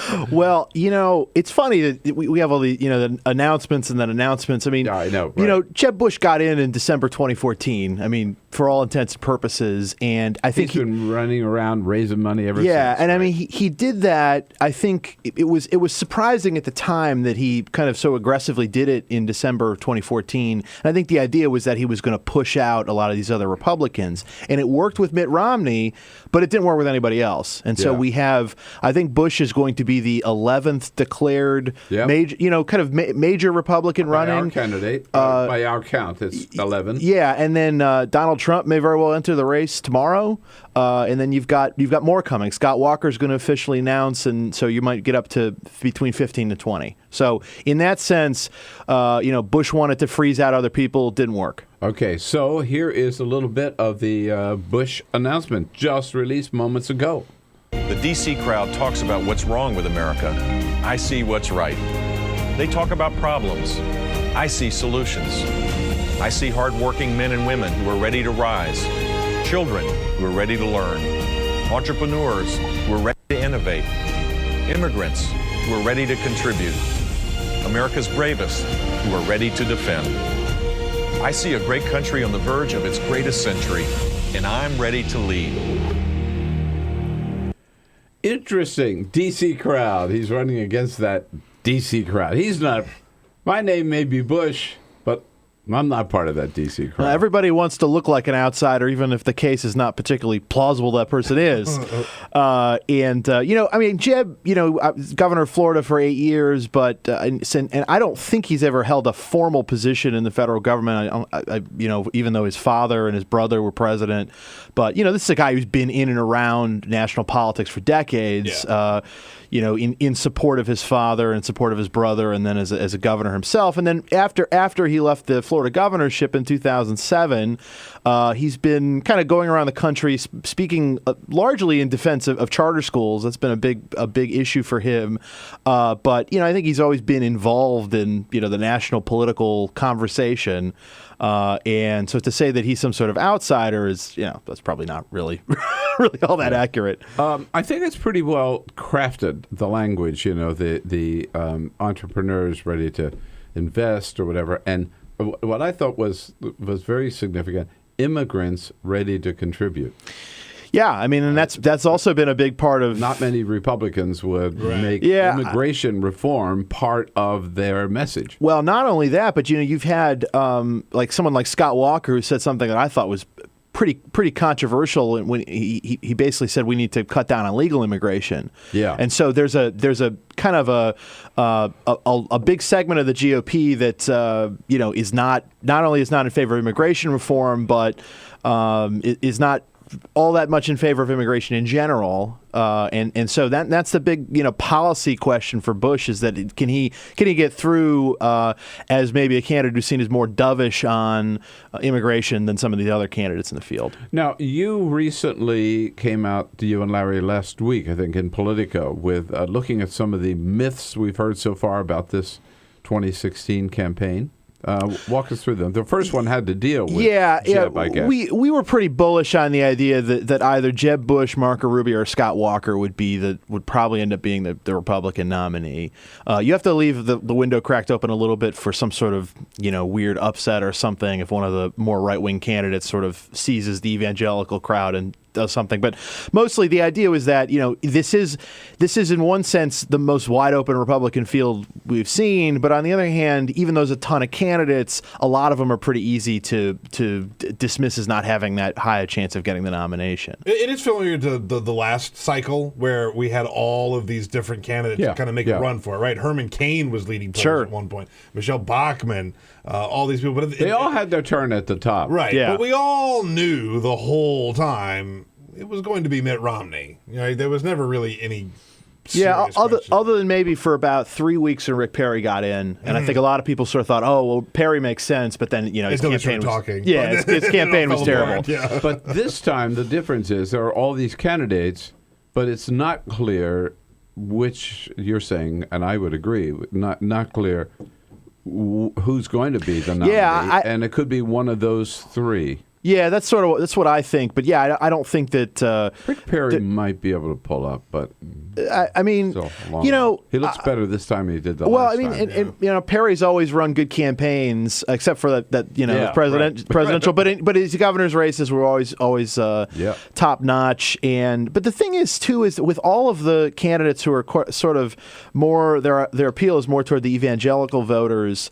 That vote is so split. I mean, you've got Mike Huckabee, who I don't think has any chance of winning the nomination, but is a pretty big figure in the GOP, especially among evangelicals in Iowa. He won Iowa before, and Santorum, and Santorum, and Ben Carson and Perry himself, and then I think Walker kind of gets a little bit of that vote, and so there's just so many kind of anti-establishment candidates that I think they just end up splitting that segment of votes. And there's room for the two from Florida, Rubio and Jeb. They don't cancel each other out? I don't think so. Rubio, I think, has done pretty well for himself in the early going here. And, I guess we'll see what happens in the Florida primary if both of them are actually in the race on. Yeah. It's going to be March 15th, and that's going to be a winner-take-all state. There's no reason. I don't think there's any reason to think that Bush necessarily would be a dominant favorite against Rubio in that primary. There was a great article in Bloomberg over the weekend about how the last of the registered voters in Florida, I think only about a quarter of them were actually voters when Bush was last on the ballot, which is kind of astounding. And I think it was 90% for Rubio. So it just goes to show there's so much turnover even in the electorate. It's amongst at the top. It's very close, but I think there's a lot of people running who don't have much of a chance. All right, so the plan was when Jeb got in December, as you pointed out, that he was going to raise $100 million, push every other Republican out of the race. Basically, they might stay in, but I mean, clearly, and it's kind of like wrap it up before he announced, right? So it didn't quite work out that way. No. But that doesn't mean he's out of the running. No, I don't think so. I mean, of all the individual people in the field, you might get, he might have the best chance of anyone. I don't know if it's significantly different than like a Rubio or maybe even a Walker. But, again, I do think that there was supposed to be this big steamroller show of strength, and that definitely did not happen. So he's trying to paint himself as an outsider. Hey, Lisa, we also have on yesterday on State of the Union, Jake Tapper, by the way, doing a great job. I thought as his debut as a host was an interview with former President Bill Clinton, and he played this little clip. This was a comment that Jeb Bush made to Dana Bash. Dana Bash, right? When he was traveling in Europe. I've lived overseas. I've worked overseas. I've been in business. I've served as governor. I give back to my community. I have a great relationship with my wife and family, and I'll get to share all that. Part of that's important. It's something that took a little getting used to for me personally to be able to show my heart because I'm kind of introverted, but it's important to do. Wait a minute. He's running as an introvert as well. I mean, he's been in the public eye his entire life. I thought that was a little weird. I do think some politicians do think of themselves as introverts, and it's almost like being in the public eye allows them to kind of act out. But yeah, that is kind of an odd kind of thing to say. His name is Bush. Yeah, right. He ran for governor. Yeah. Of Florida. There are Bush brothers who are not in the public eye. That's right. And maybe it's good that they're not, but he's not one of them. Clearly not. He's been out there all over. We're just getting started here with. By the way, we've got to come back to the other myths in the campaign that you talked about in your report. Kyle Kondik here from the Center for Politics down at the University of Virginia. Join the conversation at 866-55-PRESS. Your comments on Jeb coming out and making it official today.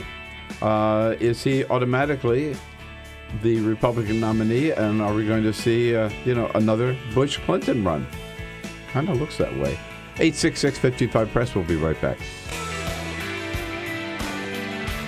All right, friends and neighbors, good show so far. A little time out here for a most important message. And I got one big word for you today.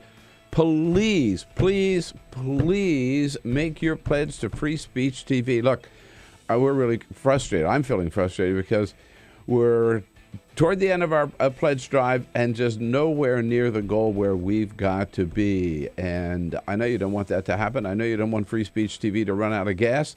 We know you love Free Speech TV, but we're not feeling that love, not seeing it. We're just nowhere close to our goal, not hitting the mark. So I ask you to please don't put it off any longer. Step up to the plate, make your pledge as generously as you can to help us meet our goal. Remember, our goal for every show here on the Bill Press Show is $1,500. Hey, that's not that much. Think about it. You know, it's 15 of you. If 15 of you give $100, we're there. 30 of you can give $50, we're there. Or think of it this way, the price of one night out for dinner for 2 of you, you got a whole year of the great programming on Free Speech TV. But it really, really is urgent because, once again, you are Free Speech TV. We are, you are, there ain't nobody else. There's no government funding we can count on, no foundation funding, no corporate funding, no Koch brothers funding. It's just the partnership that we've got, and we've really got to keep that going. And we'll try to make it worth your while, just to give you a little maybe incentive to help us out today. Remember our premiums this time. If for $60, we'll send you this, for your one-time pledge of $60, this stamp, not to be used for bribing politicians. You can have a lot of fun with that with your friends. $120 to help us with that. We'll send you a copy of John Nichols' book, Dollarocracy, about all the evil of money in politics and how we get rid of it. For $240, you get the stamp and the book. And for $360, you get the stamp. Can't be used for bribing politicians. Dollarocracy by John Nichols, and a Free Speech TV baseball cap. If you can help with $1,000, a real special treat, come to Washington, see the monuments, get to the White House, get to the Capitol, and most importantly, Carol and I will take you out to dinner at one of our great restaurants on Capitol Hill, and then invite you in to join the crew the next morning, meet the team, have some district donuts, and enjoy the show. But the most important thing is we need your help to make your pledge as generously as you can. We know not everybody can do all the same, but whatever you can, your one-time pledge for Free Speech TV. Don't be a freeloader. Don't be just a couch potato. If you enjoy the program, and we know you do, then do your share to keep Free Speech TV on the air and keep me and Stephanie Miller and Tom Hartman and Amy Goodman and David Packman and all the rest of the great Free Speech TV hosts in your home every single day. Please help. Please do it today.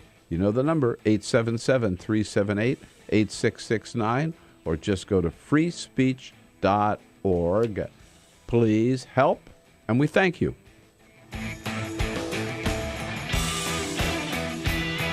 On Free Speech TV and online on TawkrTV, this is the Bill Press Show. 13 minutes before the hour, 3 o'clock this afternoon, 3 o'clock Eastern, Jeb Bush makes it official from Miami that he is running. Strange that he should announce on National Lobster Day. What is he thinking? You really got to be careful that National Lobster Day doesn't eat up all of your air. That's right. I mean, he won't get any publicity at all. Every day is a day. You know, it's like, I mean, that's just kind of. I'm so over this National Blank Day every single day. That's right. You know? I could get into National Lobster Day. Yeah, that's true. That's a good point. I agree. Maybe a day to go to the Palm and have the big lobster. There you go. Right, there we go. Kyle Kondik here with us from the Center for Politics, centerforpolitics.org, University of Virginia. Hey, so, Kyle, you started to mention, we got off on the track of just talking about the Republican candidates. What are the other two big myths that we've heard so far? So recently, there's been a lot of reporting about how Hillary Clinton's favorability is kind of in free fall, or that she's got her lowest numbers since, in 15 years. Yeah, right. And in some She's polls, only beating Bernie Sanders by 40 points. right? Is that what you mean? In some polls that is true, but it's interesting. The private email story broke. I think it was on March 2nd, 2015. At that time, Clinton's average national favorability is measured by HuffPost pollster, which does great polling averages. It was 48 favorable, 46 unfavorable. So narrowly positive. Yeah. Now, as of today, it's roughly 46 favorable, 48 unfavorable. So after almost 3.5 months of basically negative publicity Being for a campaign. Yeah. I mean, for that and the Clinton Foundation stuff. And I'm not saying that those stories are illegitimate or something. I'm just saying that there's been a lot of negative stuff out there about her. Yes. And the numbers have not moved in any dramatic kind of way. Now, her favorability was a lot higher when she was Secretary of State. It was in the high 50s. But as soon as she left that job in 2013, her favorability dropped all over that year to the point where it hasn't moved a whole lot even in the past 6 months or so. Again, it's moved a little bit, but it's not moved in the kind of dramatic way that I think it's being reported. Right. And if you just have like a 2% shift, I mean, it doesn't mean that. Yeah. There's been a lot of negative publicity. Yeah. And I think that. Hasn't had that much of an impact. Not really. And ultimately, you'd think that assuming that she becomes the nominee, the Democrats will just rally around her, and there's every expectation it'll be a close election. But the thing is, it's really hard to move voters in presidential races. Now, maybe there are questions about, well, if you don't like your nominee, you're not going to turn out. But in terms of actually getting a Democrat to vote for a Republican or vice versa, it's just really hard. And is the email scandal enough to get a voter to otherwise vote for someone that they don't agree with on the issues? I mean, that's the thing. I mean, if this were happening to a Republican candidate, would a big group of Republican voters vote for someone like Hillary Clinton? Like, no, of course not, because there are so many real policy differences between the candidates. But and then I know you talked also about one of the third myth having to do with all the money in politics and the Koch brothers or the Sheldon Adelson being able to just basically buy the election. Well, so I think that the money has a big effect, particularly the smaller the race gets. And so I think you'd expect more money to maybe make an impact on moving voters in like a presidential primary as opposed to a general election. But I was just talking about how voters are very hard to persuade and to move in this era that we're in. It's very polarized. And the presidential election it's a good comparison. I think John Sides and Lynn Vavreck wrote a great book called The Gamble about the 2012 election. They referred to the money in politics as kind of a tug of war, meaning that both sides have to spend in order to exert force on the rope, and if one side would stop spending, the rope would move. Right. But if both sides are are spending in roughly equal amounts, there's a lot of force being exerted on both sides, but the rope doesn't move all that much. And I think that's what you see in these presidential elections is that, you're going to have $1 billion come in on the Democratic side, and you're going to have $1 billion come in on the Republican side, and it's going to be this back and forth. But it's not going to. It's the value of the money on your own side is sort of canceled out by the other side. Is it? Have we gotten to the point in the primaries where everybody running needs sort of a sugar daddy? Yeah, basically. And that's where I think the money. One sponsor, right? That's where I think it does make the difference. And the key difference between primary and a general is that in the primary, if you're a Democrat and there's a big field of Democrats, you're probably inclined to like most of those candidates. And if there's a big money advantage for one of the candidates, they can actually move voters. And I think that's what we saw with Romney in 2012, is that his super PAC would come in and they're playing whack-a-mole with Newt Gingrich and Rick Santorum and other candidates. And so, yeah, I do think that the money, a potential money imbalance would be important in the primary. And you do have, we all thought Jeb Bush would have the most money, and he probably will.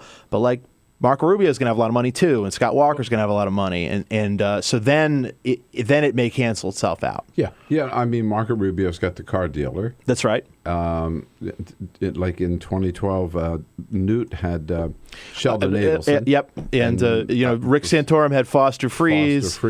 And on down the line, Ted Cruz has a hedge fund guy. I forget his name, but if these individual sugar daddies, as you put it, want to put the money in, they can help keep candidates in the race who otherwise might not be able to. Hell, if there's a sugar daddy wants to put up the money, I'll run. That's all I need. I got everything going for me except the sugar daddy. Get your sugar daddy. So out there, give us a call, 866-55-PRESS. I want to meet you. I'll fly to wherever you are. Kyle Kondik, all right, it's getting very, very interesting. We'll see what Donald Trump does tomorrow. And we thank you for coming in. Hey, thanks, Bill. All right, don't forget it, centerforpolitics.org. We'll be right back. This is the Bill Press Show. What gets you into college? Good SAT scores? High GPA? Lots of extracurriculars? Sure, but what you really need is money. If you don't have the cash, you'll need a loan. And we mean huge student loans because the cost of college has risen 1,000% in the last 30 years. This means big money for the banks that collect fees and interest. Now, millions of young people are starting their adult lives with an average of $29,000 of loans on their backs. Altogether, we're talking $1.2 trillion in student debt. And more people are finding it impossible to pay them back. Welcome to the student debt crisis. The increasing demand for higher education and cuts to state funding gave colleges a huge incentive to keep inflating prices. I graduated about a year ago, currently in $35,000 of debt. I am in debt about like $25,000. I owe $23,000. I owe over $50,000 in student loans. 38.8 million Americans owe money on a student loan. And the biggest names in banking are making huge profits off the booming student loan industry. Sallie Mae, the largest provider of private student loans, made $949 million last year. They only give you about 6 months to look for a job. You have to start paying back the loan. It's very pressuring, especially nowadays. It's very hard to find a job. Over half of the students graduating in 2012 could not find a decent paying job. They either had low-wage jobs or unpaid internships or were unemployed altogether. So you can't make the payments. You start incurring late fees, which makes the loan even harder to pay off. And it stays with you for years, even decades. Right now, a third of the people who started repaying their loans are delinquent or in default. That's 13.7 million people, more than the populations of Chicago, New York, and San Francisco combined. Worse, it's not just the borrowers who are in trouble. Many loans require co-signers. So if the student is unable to pay, that co-signer, a father, a mother, or a grandparent, is now on the hook. Even a grandparent's Social Security benefits can be garnished to pay the loan. We should have an answer to this. If you get really behind in your car payment or your credit cards, you can file for bankruptcy. But Congress has made it nearly impossible to discharge student loans through bankruptcy. Big institutions make big profits while students try to make ends meet under crushing debt. Is this how we want our education system to work? The whole point of going to college is to get the career you want. But lately I've been discouraged because no one can afford school. You get a job just to pay off your student loans. We need higher education, not higher debt. Sign up to end the student debt crisis at higherednotdebt.org.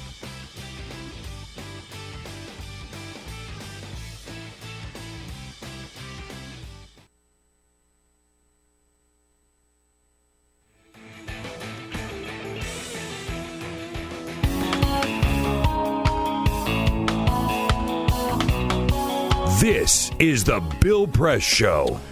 All right, on the president's schedule today, top of the next hour, by the way, we're going to get the latest on the prison break up in New York. Any chance of catching them? On the president's schedule today, he gets the daily briefing this morning at about 10 o'clock. And then the only other item on his schedule is this afternoon at 2 o'clock. He will be in the Blue Room of the White House, participating in the White House Mentorship and Leadership Graduation Ceremony.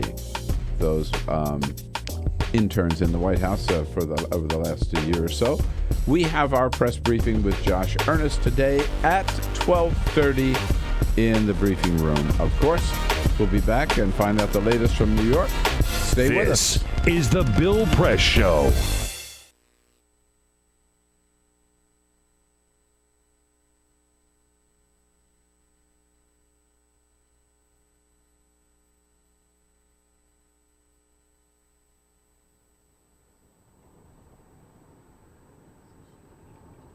What they told us we were doing was going to rid the state of frivolous lawsuits.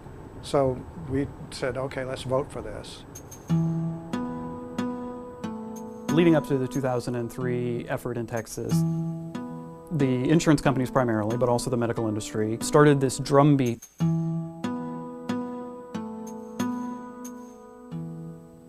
They were alleging that medical malpractice lawsuits were soaring and the cost of healthcare was going way up.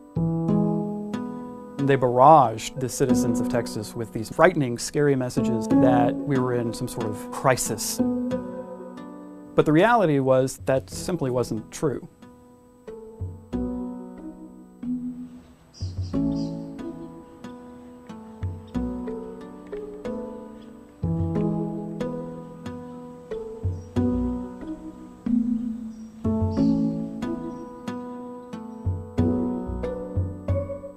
One of the things I think the public doesn't fully understand is that lawsuits are about a lot more than just seeking compensation for an individual plaintiff.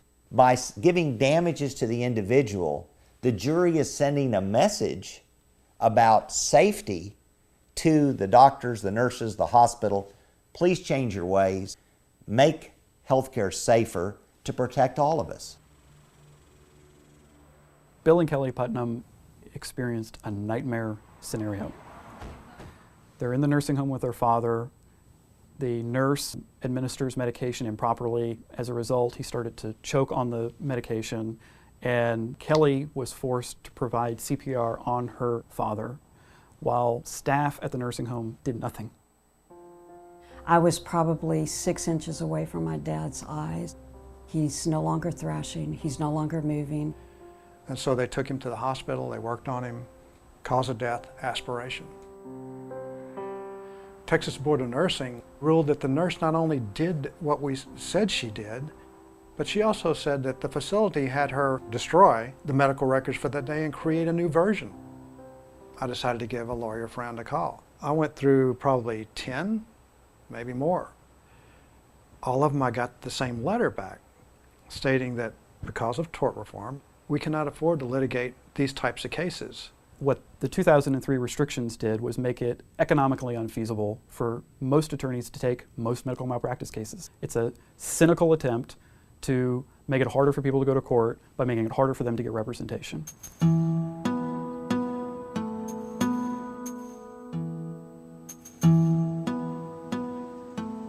I do remember when Patricia Whitman first contacted me, because as a cardiologist, I was pretty outraged when I looked at the medical records. Patricia Whitman visited the emergency room complaining of chest pains. They look at her EKG. Doctor says, no, you've got indigestion, go home. The symptoms persist. Next day she goes in, sees a different physician. She's been having a heart attack. Anyone looking at this EKG in a patient with chest pain has to consider that that patient is having an acute heart attack until proven otherwise. All of these abnormalities were essentially ignored, and a diagnosis of acid reflux was made in Patricia Whitman's case, and that was the wrong diagnosis. The doctor came in and he said that I had substantial permanent heart damage and that I was, quote unquote, 100% disabled. Prior to the heart attack, I had a 3,500 square foot home that I took care of, and I was on my feet 8 hours a day going to cosmetology school. Then I would come home and cook for my kids and do whatever else needed to be done. I did it all. After the heart attack, I couldn't keep up with the house. I couldn't pay the mortgage. My life has changed a lot. I will never be able to do what I used to do. I have to depend on 5 heart medications that I have to take every day in order to survive. This is a letter from one attorney. It would be difficult to prove that the ER physician's conduct rose to the level of gross negligence. No attorney would take my case. Tort reform involved a specific passage of language that said that a simple negligence standard no longer applied to emergency room care in Texas. The new standard was a gross negligence standard called willful and wanton negligence. You have to prove in court that that doctor saw me walk through the door and said, that's my next victim. And of course that doesn't happen. And so people like Patricia Whitman, who find themselves in the emergency room and are misdiagnosed or harmed, face almost no ability for accountability. If you look back and you break down the arguments made by the insurance companies and medical industry about the cost, quality, access of healthcare in Texas, by every metric, we're worse off today than we were 10 years ago. It has made life better and easier for a small group of corporate interests at the expense of the rest of us. These corporations, they have no fear because they know that they're not going to be held responsible. It shouldn't be about money. But unfortunately, that's the only language these people speak. That's why we're out protesting. We will stand out on the street in front of the facility with signs that state what happened and make sure that they understand that we're not going to go away and that what they did was wrong. We must restore meaningful accountability in this state so that another family does not go through the same nightmare that they've been through. If enough people in the public say enough is enough, then politicians have to think twice. We're never going to be able to compete with the special interests in terms of campaign contributions and money. Where we have to compete with them is in boots on the ground. The more people that rise up and say, we want our rights back, then they have to think about it. And once we've made them think about it, then half the battle is won.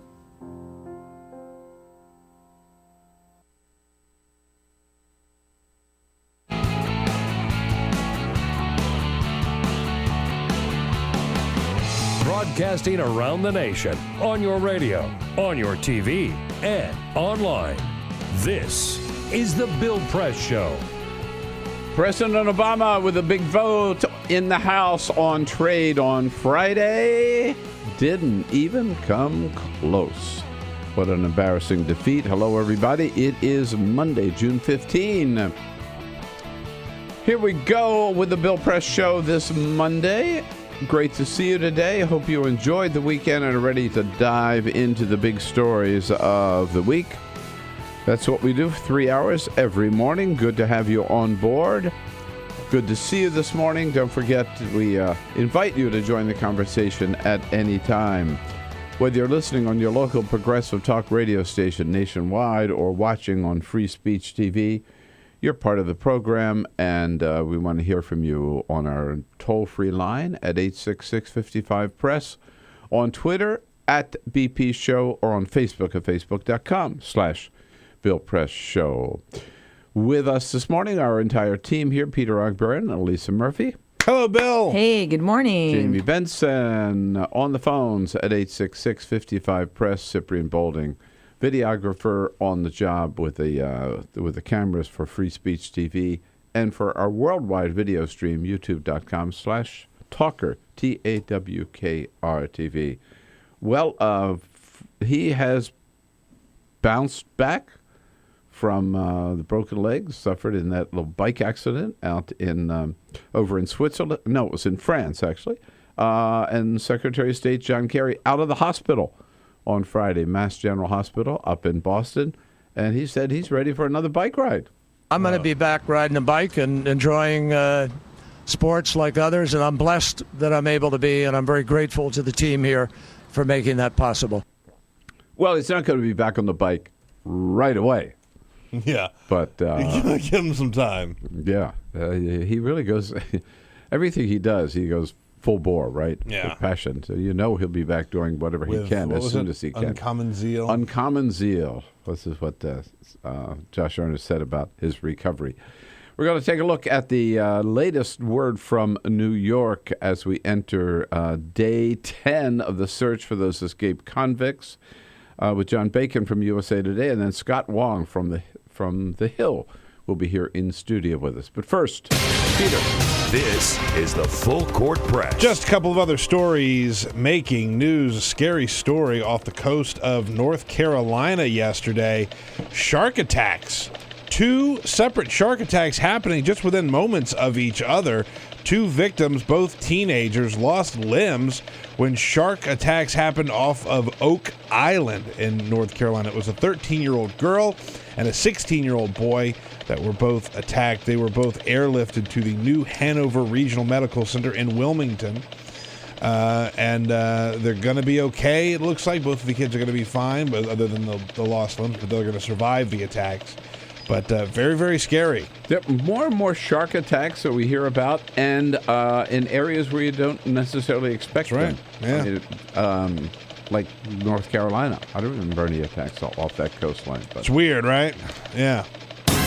You know, Pizza Hut, I know you don't like Pizza Hut. I haven't ordered Pizza Hut in the longest time. No. But Pizza Hut in Hong Kong has started this new thing that just might make you rethink ordering Pizza Hut. Their new pizza boxes come with a little stunt where the pizza boxes morph into movie projectors where you can play movies from your phone and project them onto the wall through the pizza box. Right? It's ridiculous. It comes with a specially designed pizza table, a little white contraption that holds your pizza in place, with a detachable projector lens at the top, which fits into a perforated hole at the front of the box. You put the code in that comes with it, and you can play a movie. You've got cinema right there out of your pizza box. You have to have the movie on your phone. Well, yeah, or videos, right? You know, you got right. YouTube you can play, but the idea is that you can project it right up there. Now selling pizza and a movie. Pizza and a movie. Pizza and a movie. So when you tell somebody, hey, let's get pizza Netflix and hang, you just knock out 2 things at a time there, right? Pretty easy. Good luck. Last night, the NBA Finals continued. It was Game 5. Yes. Golden State Warriors and the Cleveland Cavaliers. Golden State needed a win, and they got one. 104-91 was the final score, and we saw the return of Steph Curry, who has had a shaky final so far. He came back in a big way, 37 points. The real story out of this finals has been how Matthew Dellavedova of the Cavaliers has held Curry to such poor performances. Dellavedova last night, he only put in 5 points. It really should be noted that even though the Cavaliers lost, LeBron James put in 40 points, 11 assists, 14 rebounds for yet another triple-double in these NBA Finals. But will it be enough to keep the Cavaliers in this? We'll find out on Wednesday. It is must-win time for the Cavaliers. Okay, good. Is LeBron keeping his pants up? LeBron did not He's not take his pants down and flash anymore. Lil LeBron like he did the other night. Very good. Go ahead. Solve that problem. 12 minutes after the hour. Yes, indeed. Day 10 of the manhunt up in New York. What is the latest, and where might they be? Governor Andrew Cuomo did not provide a lot of confidence, I think, in his latest comments on their whereabouts. We don't know if they are still in the immediate area or if they are in Mexico by now, right? Enough time has transpired, but we're following up every lead the best we can. Mexico? Whoa, what is the latest? John Bacon is the rewrite chief, hard to say, for USA Today. Joins us on our newsline this morning. Hey, John, how are you? Hello, John. I'm doing well. All right, good. Thank you so much for joining us. Yeah, so, I mean, what do you hear? What is the sources that you talk to? Did they think these guys are totally out of the area, or was, Cuomo just trying to, I don't know, make a little sick joke there? I don't think it was a sick joke, but I do think that what he's trying to tell folks is that even though they've got 800 cops pouring through a few square miles of New York, the fact is they may not find them there, and they may have to send them home in a few days. Yeah. 800 police officers? You know, that's the number they've been tossing around is 800. That probably includes everyone, you know, the entire state, you know, everybody in the state that's looking. But, you know, the situation is we're at day 10, and, you know, these so-called sightings are very thin. They acknowledged yesterday that there's really no confirmed sightings anywhere. And I think that's what caused Cuomo to say, look, hopefully they're close and we're going to get them, but it could be these guys have slipped the noose and it could be a while. So obviously they had an exit plan, but from what we know, the exit plan failed because the person who was going to help them did not show up. So did they have a plan B, or do you think they're just, you know, like making it up as they go along? Well, I think that when those guys stepped out of that manhole, ride or no ride, they thought they had just completed a miracle. I mean, what it took to get out of that prison in the first place was just an amazing series of events. I mean, tremendous planning. What we're hearing now is, what it sounds like, is that the tools, the power tools they used, were actually being borrowed, okay? That contractors had the tools in there. These guys would take the tools, use them, and put them back. Take the tools, use them, and put them back. What they needed was stuff like blades, bits, stuff that they would blow out and that would be noticed. And apparently that is what this woman provided, Tilly Mitchell, the famed Tilly Mitchell.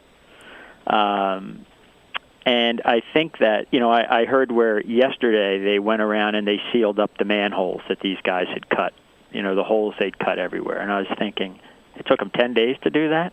Wow. You'd think they'd seal those up right away. Yeah, But the fact is that I'm sure when those guys stepped out, you know, it would have been icing on the cake if Tilly Mitchell shows up in a car and drives them to some cabin deep in Vermont, which apparently is what they were talking about. But I think that to actually get out of that manhole and to walk out of that prison free was probably 95% of what they really had planned. Now, there's a story popping up now. We can't confirm it, that there may have actually been, you know, part of the plot might have been that Tilly Mitchell's husband might have been targeted. But this is, you know, I've seen this in one paper up in upstate New York. It doesn't seem to be too well fleshed out. I think we're going to hear more in the very near future about. She has another hearing today, sometime today.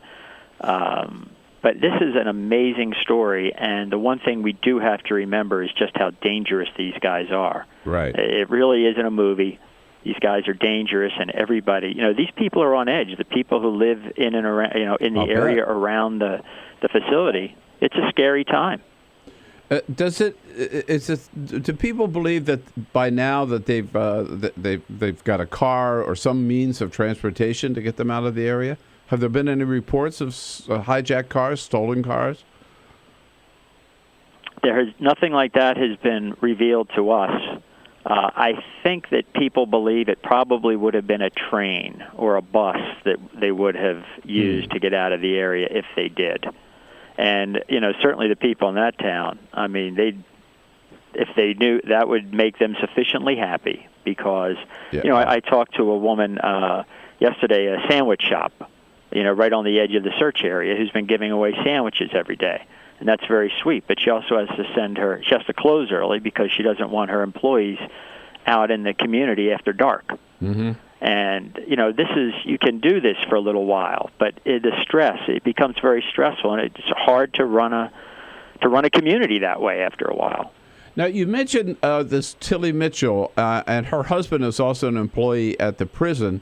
And when you said that he may have been, I saw that report this morning on one of the cables, too, he may have been targeted in the sense that he would have become a victim? I mean, that they would have attacked him or killed him? Was that part of the plan? Well, you know, we don't know that. Like, I think as you alluded to, there's been some, you know, the report I saw is that the plan might Well, did we lose You him? there? Hello, John Bacon. Are you there? No, what happened? Sounds like we lost him.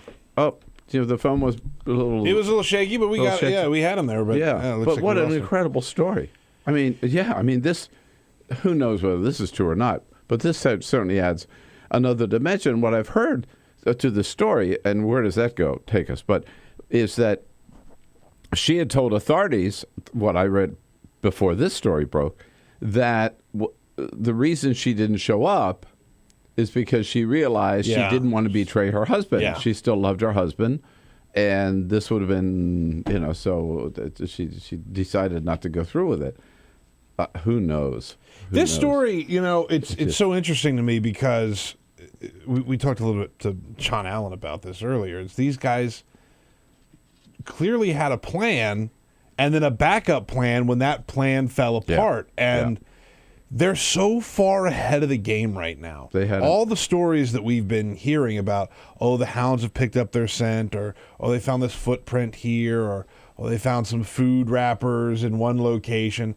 It's all 3 days past when they were there. Right. And the first guy, the first guy that saw them, he comes home, and there are a couple of guys in his backyard. And he says, well, what the hell are you doing here? And they said, well, sorry, we just took a wrong turn. Okay, that was these two guys. They think. That was 12:30 at night. They were not reported missing until 5:30 in the morning. No. So we know at least they had a 5 or 6 hour head start. Yeah. And when Tilly was talking about the plan, she said when she was going to drive them, they said it was within a 7-hour radius. Well, that's to this cabin in Vermont. Yeah. To get to a cabin in Vermont. The other thing, I'm sorry we lost John Bacon, I did want to ask him about is the prisoner, or my understanding is the prisoners there are still in lockdown. Oh, wow. And they've been in lockdown for 10 days. So that's starting to create some problems as well. Yeah. Yeah. Oh, yeah. Yeah. So, I mean, it's this thing. I was talking about it last night at dinner with some friends, and somebody said, I can't wait to see the movie. Yeah. Yeah. Any thoughts on this? Any sightings? 866-55-PRESS, The Bill Press Show. This is The Bill Press Show.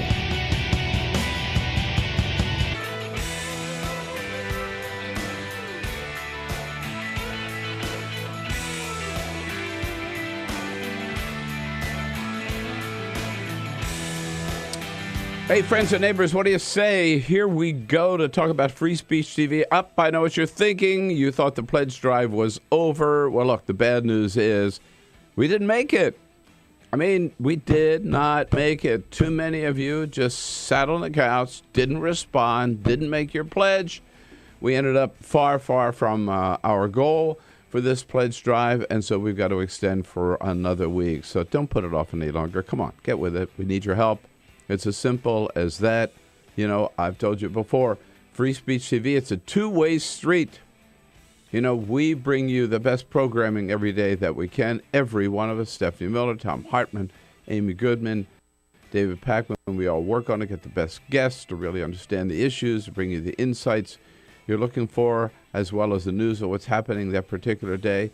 We do that. You've got to do your bit to provide the resources to keep free speech going. If there's no free lunch, as I say, there's no free speech either, really, because it costs money to get this programming out to you, and we depend entirely on you to do so. If you're not there for us, we are not going to be there for you. Just will not continue to be. We'll not be able to continue to be there for you because we can't turn to the government. We don't want to turn to the corporations. We don't want to turn to the Koch brothers, and we will not. It's Free Speech TV. And it's only that way that we can remain as independent and as free-spirited and as totally unfettered as we are. So please, don't put it off any longer. Do it today. Let's get this damn thing over with. And you can, if you can help us, anything you can do, anything from $50 to $500. If you send $60, make that pledge to 877, the number 877-378-8669. Or to Free Speech TV at freespeech.org. For $60, we'll send you this fun little stamp you can use for your checks or your paper money It says, yeah, you can't use this to bribe politicians. For $120, we'll send you a copy of John Nichols' new book about money in politics and how to get the money out of politics called Dollarocracy. Great book, great read. John Nichols, a great writer and a great liberal editor for The Nation magazine. For $240, we'll send you that stamp not to be used for bribing politicians and a copy of John Nichols' book for $360. A copy of the book, one of those stamps, and a Free Speech TV baseball cap. And how about it if you are doing well enough today and you appreciate free speech enough that you could help us with $1,000 special gift? You make your way to Washington. Come on down, spend a few days in our beautiful capital. And Carol and I will take you out to dinner at one of our favorite restaurants on the Hill and then invite you to join us the next morning right here in studio to meet our team and participate in the program. Again, please do it today. Let's get this pledge drive over with. This week, we got to make that goal, get to our goal. And starting today, 877-378-8669 is the phone number. Freespeech.org is where you go on the website. Freespeech.org. Make your pledge today.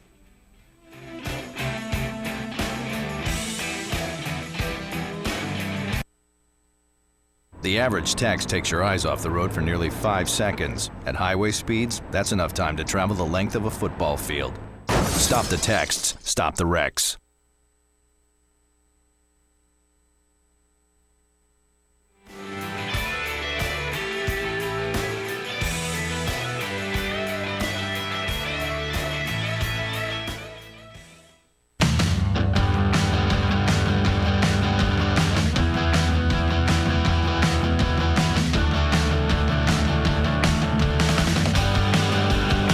This is the Bill Press Show. 25 minutes after the hour, from the Hill, Scott Wong will be here to talk about the big vote on TPP on Friday and where we go from here.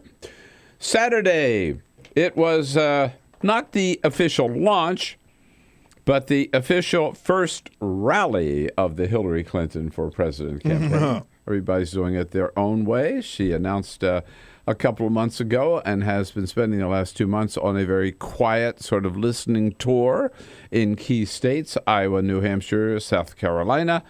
And Saturday in Roosevelt Island, Hillary Clinton in front of her first big crowd of the campaign, talking first of all about why she's running. I'm running to make our economy work for you and for every American, for the successful and the struggling, for the innovators and inventors. And what about those who say she's too old to run for president?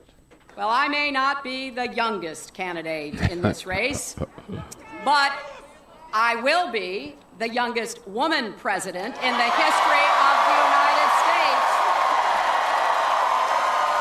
Good line. The first. That's a good line without beating somebody over the head with the fact that she's the woman running. You know what I mean? Yeah. No, it's a kind of, that's right. She doesn't say, I'm running to be the first female president. I mean, that's a good way of getting it in there, reminding everybody how she would, in fact, make history. And she says, I tried this before. It didn't work out, but that doesn't stop me.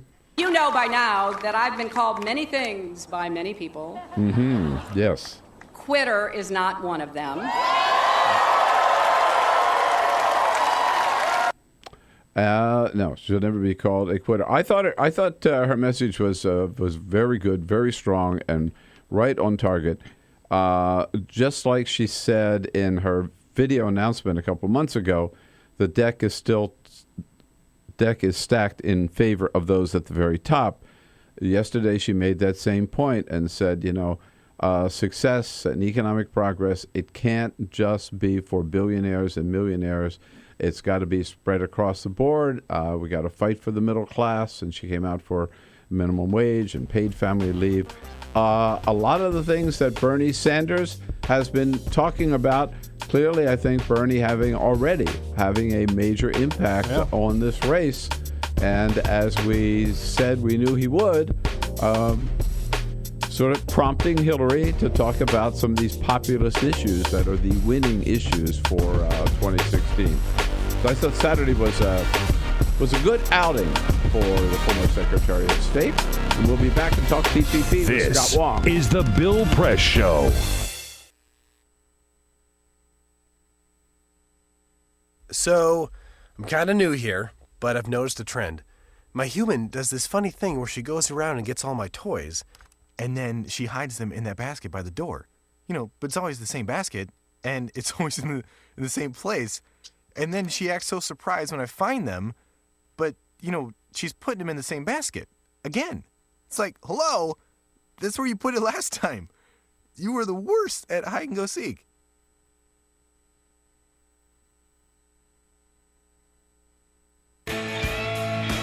All right, folks, just a little time out. Hope you're enjoying the show today. A little time out here to tell you again and get about Free Speech TV and get your help.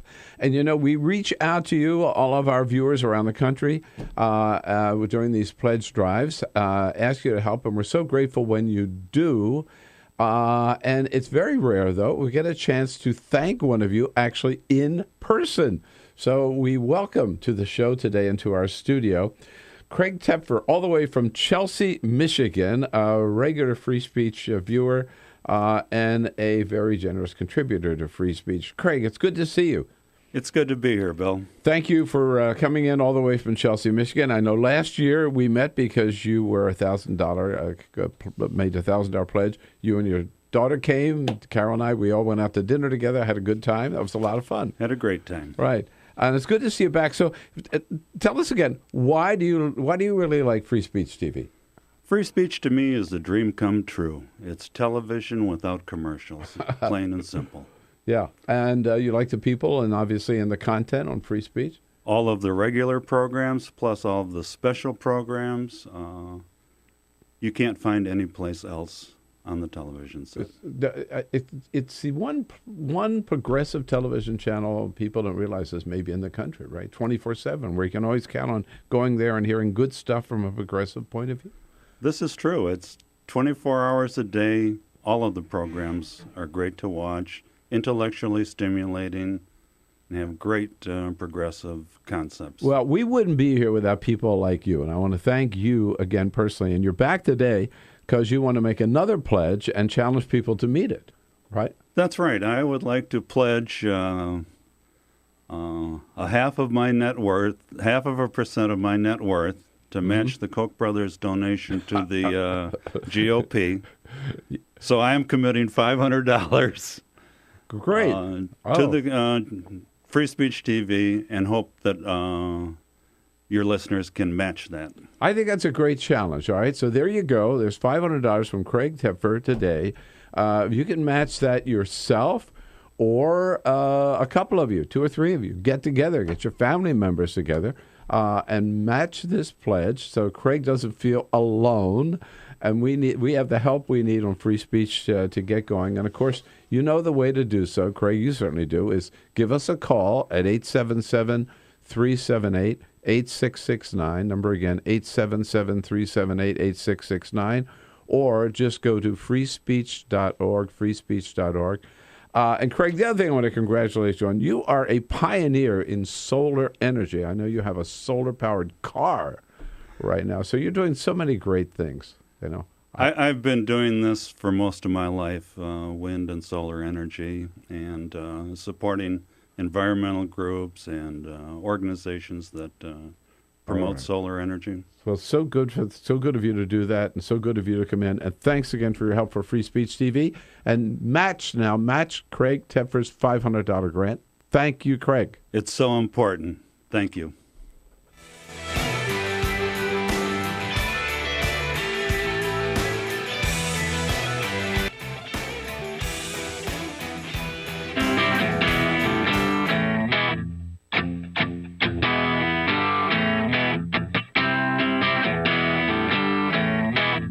The most valuable morning radio show, according to The Nation magazine. This is The Bill Press Show. 33 minutes after the hour, it is the Bill Press Show here on Monday, Monday, June 15. We're coming to you live from our studio on Capitol Hill in Washington, D.C., just down the street from the United States Capitol building where President Obama suffered a major defeat on Friday. And we're brought to you today by the International Association of Machinists, good men and women of the Machinists Union under President Tom Buffenbarger. And I was with President Buffenbarger last week, and he and his allies were working very, very hard against the TPP, against President Obama on this issue, and they scored a major victory and the president major defeat on Friday when the vote finally came down. And tracking the movement all the way for the last year or so for The Hill, thehill.com, Scott Wong, senior staff writer, who joins us in studio this morning. Hey, Scott, good to see you. Good morning. Were you surprised by this outcome? I was a little bit surprised, actually, because all week, actually for the past 2 weeks, GOP aides had been telling us that they were very confident about this vote. In fact, just a week before, Paul Ryan, who's kind of been shepherding this whole package through the House, said he had never felt more confident. He gathered us in a room, about 30 reporters in the Ways and Means Committee room, and said he had never felt more confident than on that particular day about trade. Well, I heard that, and I heard Kevin McCarthy and Speaker Boehner. They're all exuding confidence. And at the White House, where I go every day for the briefings, Josh Earnest was exuding confidence. He didn't say definitely we have the votes, but he was sharing the same sort of. They were all blowing smoke. Right. Well, I guess there's a certain amount of posturing. You need to project confidence heading into something this big, but. Speaker Boehner, given all the problems that popped up last week on this trade bill, he rolled the dice and calculated that, it was now or never. They needed to act before they lost any sort of momentum. I think, what they didn't realize is that Democrats, at least on the TAA bill, the Workers' Assistance Bill that kind of scuttled this whole plan, Democrats didn't show up for the president. Right. And on the floor, it was a pretty impassioned debate. First of all, leading the opposition, we were not surprised with her voice. This is Congresswoman Rosa DeLauro from Connecticut. Our job today is to vote down this bill, say no to trade adjustment assistance, and say no to fast track. The bigger surprise might have been, because she played her cards very close to her chest, was leader Nancy Pelosi. Sorry, Scott, on Thursday, Congressman Mark Pocan from Wisconsin was in studio with us. Yeah. And he said at that point, and he was whipping against TPP, that he did not know how Leader Pelosi was going to go, and nobody did till she went to the floor on Friday. We'll be voting today to slow down the fast track to get a better deal for the American people. Bigger paychecks, better infrastructure, help the American people fulfill the American dream. So she said she was not going to vote for it, and that kind of sealed the deal, didn't it? For Democrats. Well, it did. Or you could look at it in a different way, that the Democratic conference was already there, and Leader Pelosi caught up with them, kind of gauging the political winds and seeing which way her conference was going to go. She obviously had many conversations. She was in the room as these Democratic meetings were taking place all week with Richard Trumka of the AFL-CIO, with Dennis McDonough, the White House Chief of Staff. She could kind of read the political tea leaves and see which way this thing was going. I think you're right in that many of us were surprised when she did announce on the floor that she was going to oppose this key provision of the trade package, which essentially scuttled it, because I think it wasn't until earlier that morning when President Obama came to Capitol Hill in that rare visit. He first sat down with Nancy Pelosi in her office, and in that meeting, roughly 20 minutes, Nancy Pelosi told him she was leaning no on voting on the trade bill, and I think that kind of did seal the fate at that point. And the president knew, I think, at that point trade was not going to move forward. And I believe Steny Hoyer and James Clyburn That's were right. there. How did they vote? You know, I think leadership was, I don't know the particulars, but I think leadership as a whole was a mixed bag. Right. They were split on that vote. And so, you know, what that says is, I mean, it's kind of a reflection of where the Democratic conference is as a whole. Right. This is a party that's split over trade. So Leader Pelosi informed him that on Friday morning, after having spent Thursday evening with him at the ball game at the ballpark, where That's right. where They he were showed both. up to, They were both in the dugout. I did see them both in the dugout there. He showed up to work the caucus. Now, are they going? Is there a revote this week? There is a revote. Okay. Or at least we're being told there will be a revote as early as Tuesday. Oh, okay. How many? I want to talk about John Boehner's ability to deliver Republicans too, Sure. which is another question. But while we're talking about Democrats, how many Democrats who voted no the last time would have to switch their vote for this to pass? So we're talking about the Workers' Assistance Bill, known as TAA, right. which is different. Which than, only got 126 votes. That's right. And they need 217 to pass. That's right. All right. So how many Democrats would have to? So roughly 85, I did the math, roughly 85 Democratic votes would need to switch from no to yes. That means, I assume the White House has been burning up the phones this weekend trying to turn They some have. votes. I've talked to members Okay. who've gotten calls, by the way. Yes. Okay. So, but, you know, given what's happened over the last few days, I just don't see Democrats voting en masse to switch their vote. If you got to get 5 votes, Right, or right. It's 6 just- votes, you know, it's in the ballpark. 85. I saw your story. 85. So I wanted to ask you. 85. Right. Now, and that of course assumes that John Boehner is going to be able to deliver his Republicans, which he has never proven able to do. Well, except on things that the Republicans just want to pass, like repealing Obamacare, right? We always get the votes for that. But clearly, in this case, on this particular issue, Republicans feel like they have the stronger hand.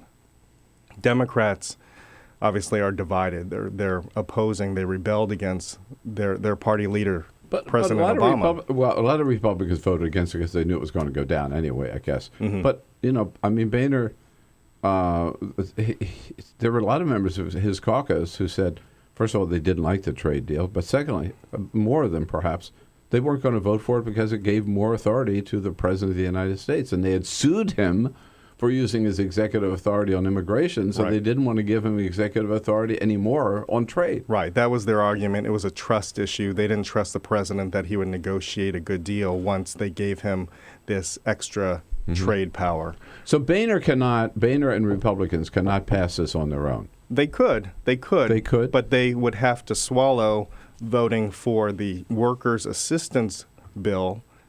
And that has not necessarily been a very popular program with Republicans. It's been more of a Democratic priority, but Democrats aren't going along. All right. So in theory, they could, but in reality, they can't pass it on. They're going to need X number of Democrats, and you say maybe as many as 85. I mean, think about it. I think there were 86 Republicans who voted for TAA, the Workers' Assistance Program. Only 40 Democrats did. So that means twice as many Republicans supported what is essentially a Democratic program. What happens, let's say there's another vote tomorrow or Wednesday, whatever, this week, and that one fails as well. It's done, right? So then is there no trade deal, or do they start from scratch? You know, Hillary Clinton, who has been totally silent on this issue, right? I think a big mistake on her part, finally spoke out about it yesterday out in Iowa, and she says, here's what President Obama should do now. The president should listen to and work with his allies in Congress, starting with Nancy Pelosi, who have expressed their concerns about the impact that a weak agreement would have on our workers, to make sure we get the best, strongest deal possible. So she's saying basically, let's start over again, working together among Democrats to get a good trade deal. Is there time for that? Is that likely to happen? Or well, I mean, what do you hear? Think about it. President Obama only has 18 or so months left in office. He sees this as maybe one of his last legacy items that can even be achieved before 2016 really kicks into gear. And so, they want to push this forward as quickly as possible. What's interesting with Hillary is that as Secretary of State, as a key member of the Obama administration, she had promoted this 12-nation trade deal around the country, even around the world, as a member of the administration. Once she became 2016 presidential candidate Hillary Clinton, we didn't hear as much from her until yesterday, after a lot of reporters were wondering why she wasn't weighing in. A lot of Republicans on the Sunday shows like Paul Ryan were holding her feet to the fire. A lot of Democrats were asking. Richard Trumka, head of the AFL-CIO, was saying, "Come on, Hillary, you got to show your cards here." Right. But even with that statement, we don't know. She's not saying she was for it or against it. She's saying just now he ought to work. The president, should work with Democrats to forge a better deal. Right. I mean, a lot of people, I think, interpreted those comments as siding with Nancy Pelosi and the House Democrats, because she based, and you did too. I think that's implied. Yeah, but not clear. We'll get more into this as to where we go now on Trade with Scott Wong. He covers the House GOP. What a beat, man! I'm telling you. Hope they pay you a lot of money for that beat. For The Hill, thehill.com. All right, friends and neighbors, good show so far. A little time out here for a most important message. And I got one big word for you today. Please, please, please make your pledge to Free Speech TV. Look, we're really frustrated. I'm feeling frustrated because we're toward the end of our pledge drive and just nowhere near the goal where we've got to be. And I know you don't want that to happen. I know you don't want Free Speech TV to run out of gas. We know you love Free Speech TV, but we're not feeling that love, not seeing it. We're just nowhere close to our goal, not hitting the mark. So I ask you to please don't put it off any longer. Step up to the plate, make your pledge as generously as you can to help us meet our goal. Remember, our goal for every show here on the Bill Press Show is $1,500. Hey, that's not that much. Think about it. It's 15 of you. If 15 of you give $100, we're there. 30 of you can give $50, we're there. Or think of it this way, the price of one night out for dinner for the two of you, you got a whole year of the great programming on Free Speech TV. But it really, really is urgent because, once again, you are Free Speech TV. We are, you are, there ain't nobody else. There's no government funding we can count on, no foundation funding, no corporate funding, no Koch brothers funding. It's just the partnership that we've got, and we've really got to keep that going. And we'll try to make it worth your while, just to give you a little maybe incentive to help us out today. Remember our premiums this time. If for $60, we'll send you this, for your one-time pledge of $60, this stamp, not to be used for bribing politicians. You can have a lot of fun with that with your friends. $120 to help us with that. We'll send you a copy of John Nichols' book, Dollarocracy, about all the evil of money in politics and how we get rid of it. For $240, you get the stamp and the book. And for $360, you get the stamp. Can't be used for bribing politicians. Dollarocracy by John Nichols, and a Free Speech TV baseball cap. If you can help with $1,000, a real special treat, come to Washington, see the monuments, get to the White House, get to the Capitol, and most importantly, Carol and I will take you out to dinner at one of our great restaurants on Capitol Hill, and then invite you in to join the crew the next morning, meet the team, have some district donuts, and enjoy the show. But the most important thing is we need your help to make your pledge as generously as you can. We know not everybody can do all the same, but whatever you can, your one-time pledge for Free Speech TV. Don't be a freeloader. Don't be just a couch potato. If you enjoy the program, and we know you do, then do your share to keep Free Speech TV on the air and keep me and Stephanie Miller and Tom Hartman and Amy Goodman and David Packman and all the rest of the great Free Speech TV hosts in your home every single day. Please help. Please do it today. You know the number, 877-378-8669, or just go to freespeech.org. Please help, and we thank you.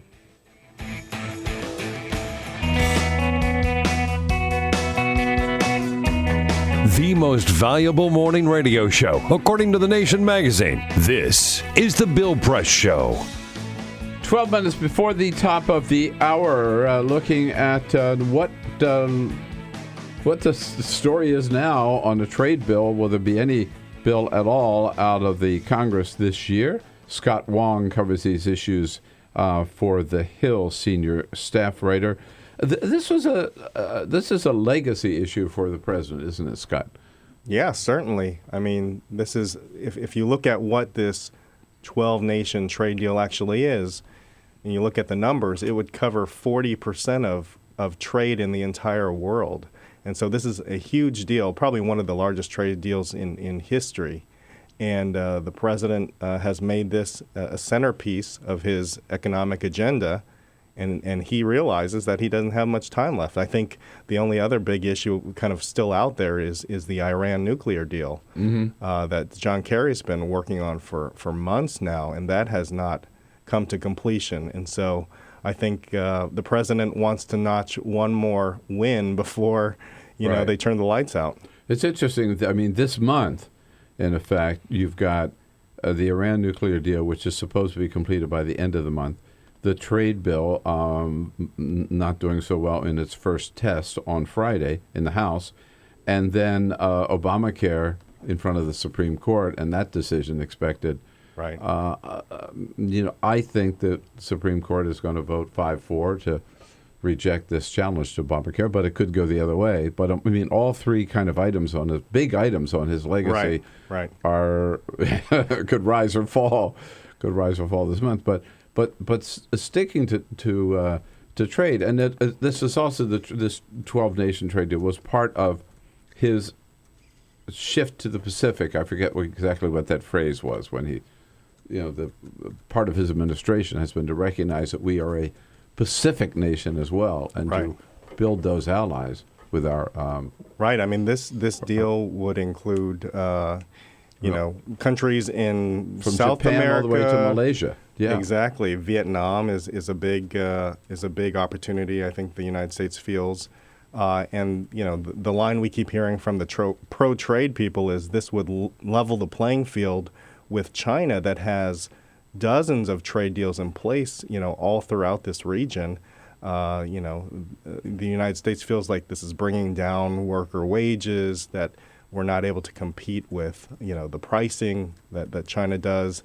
And so I think that's the key message that we're hearing right now from trade folks is this is going to really level the playing field with an eye on China. I think what a lot of members of Congress could not accept, Republicans and Democrats, is that according to the White House, the only way to get a trade deal was to give the president a blank check. And then Congress would have to wait and see what he negotiates, and then it's either all up or all down. Right. Why couldn't there be a deliberative role for Congress in a trade deal? I think the too complicated. Challenge is exactly the challenge is when you're negotiating with 12 nations. Each of those nations has a legislative body. Each of those has some sort of executive. And it just would be too many cooks in the kitchen if you allow Congress to start making changes to a big bill like that. It's just going to get out of hand, and eventually it will kill the entire deal. So it would just be too complicated. So you're right. I think you're talking about fast track authority. The president would, if they get this package through, the president would be able to send up a big trade package, this TPP deal, for an up or down vote of Congress. So covering the Republicans, just covering House Republicans, how unified are they in terms of as a party? As a party on most issues, not. We've seen a lot of rifts in that party. That's what I thought. Yeah, that's suddenly, a good point. How suddenly it looks like if they're getting any compared better. to the people say, "Go." The Democrats are all over the place, but the Republicans are not necessarily a unified body. No, on most issues, I think there is a lot of dissent and division. This is one of the rare issues where you see Republicans fairly in lockstep with their leadership. Now, you're talking about some of the conservatives in the Freedom Caucus. There's roughly 30 or so members.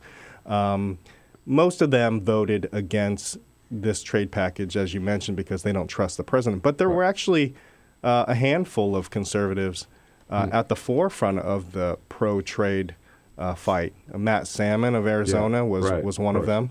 Tom McClintock from California. Mm-hmm. Right. A fascinating turn of events here, and it's not over yet. We'll see how it plays out this week, and we'll be following you in the Hill. Thanks, Scott. Thanks so much for coming in. Thanks for having me. It's Scott Wong, and you can follow him at thehill.com. Quick parting shot coming up next. This is the Bill Press Show.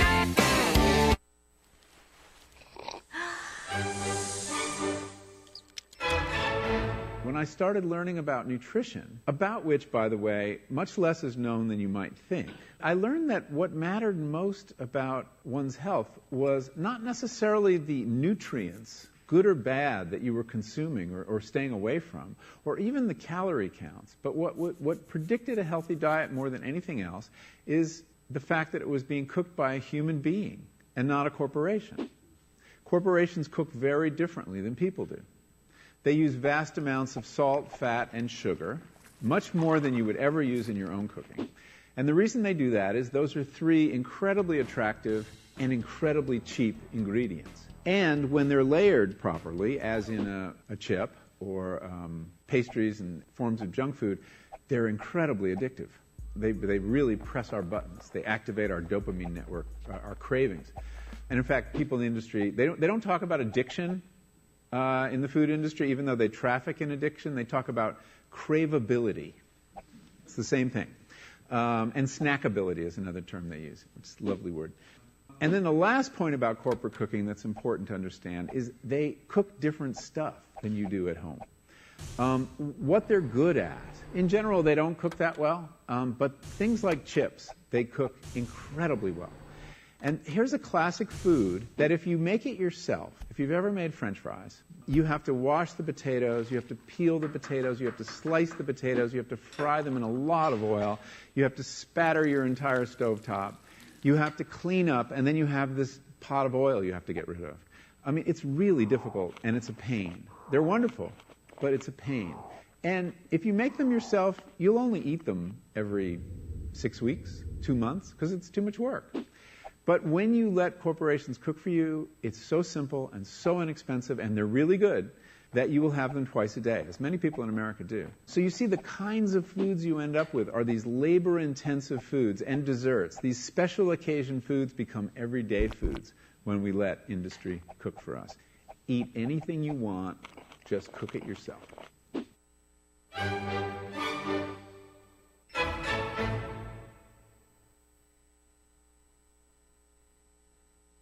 So, I'm kind of new here, but I've noticed a trend. My human does this funny thing where she goes around and gets all my toys, and then she hides them in that basket by the door. You know, but it's always the same basket, and it's always in the same place. And then she acts so surprised when I find them, but, you know, she's putting them in the same basket. Again. It's like, hello, that's where you put it last time. You were the worst at hide and go seek.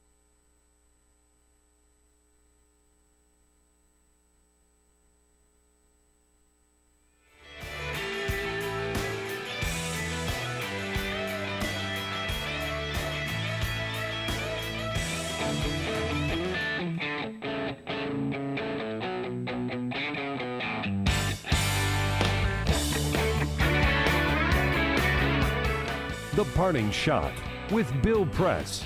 This is the Bill Press Show.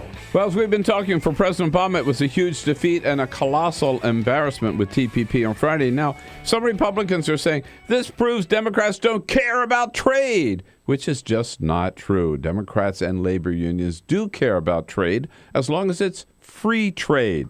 In fact, Democratic members of Congress I talked to over the weekend are willing to talk about a new trade deal as long as it's not top secret, it's open to members of Congress and to the public, as long as it gives Congress more input than a simply yes or no vote, prevents countries from manipulating their currency to cheat on trade, preserves America's laws, protects Americans' jobs, and protects the environment. Yes, a new Asian trade deal is possible as long as President Obama is willing to work with Democrats in Congress instead of working against them. And that's what he ought to be about today. That's my parting shot, folks. Come back for Arthur and Igor tomorrow. Have a good day. This is the Bill Press Show.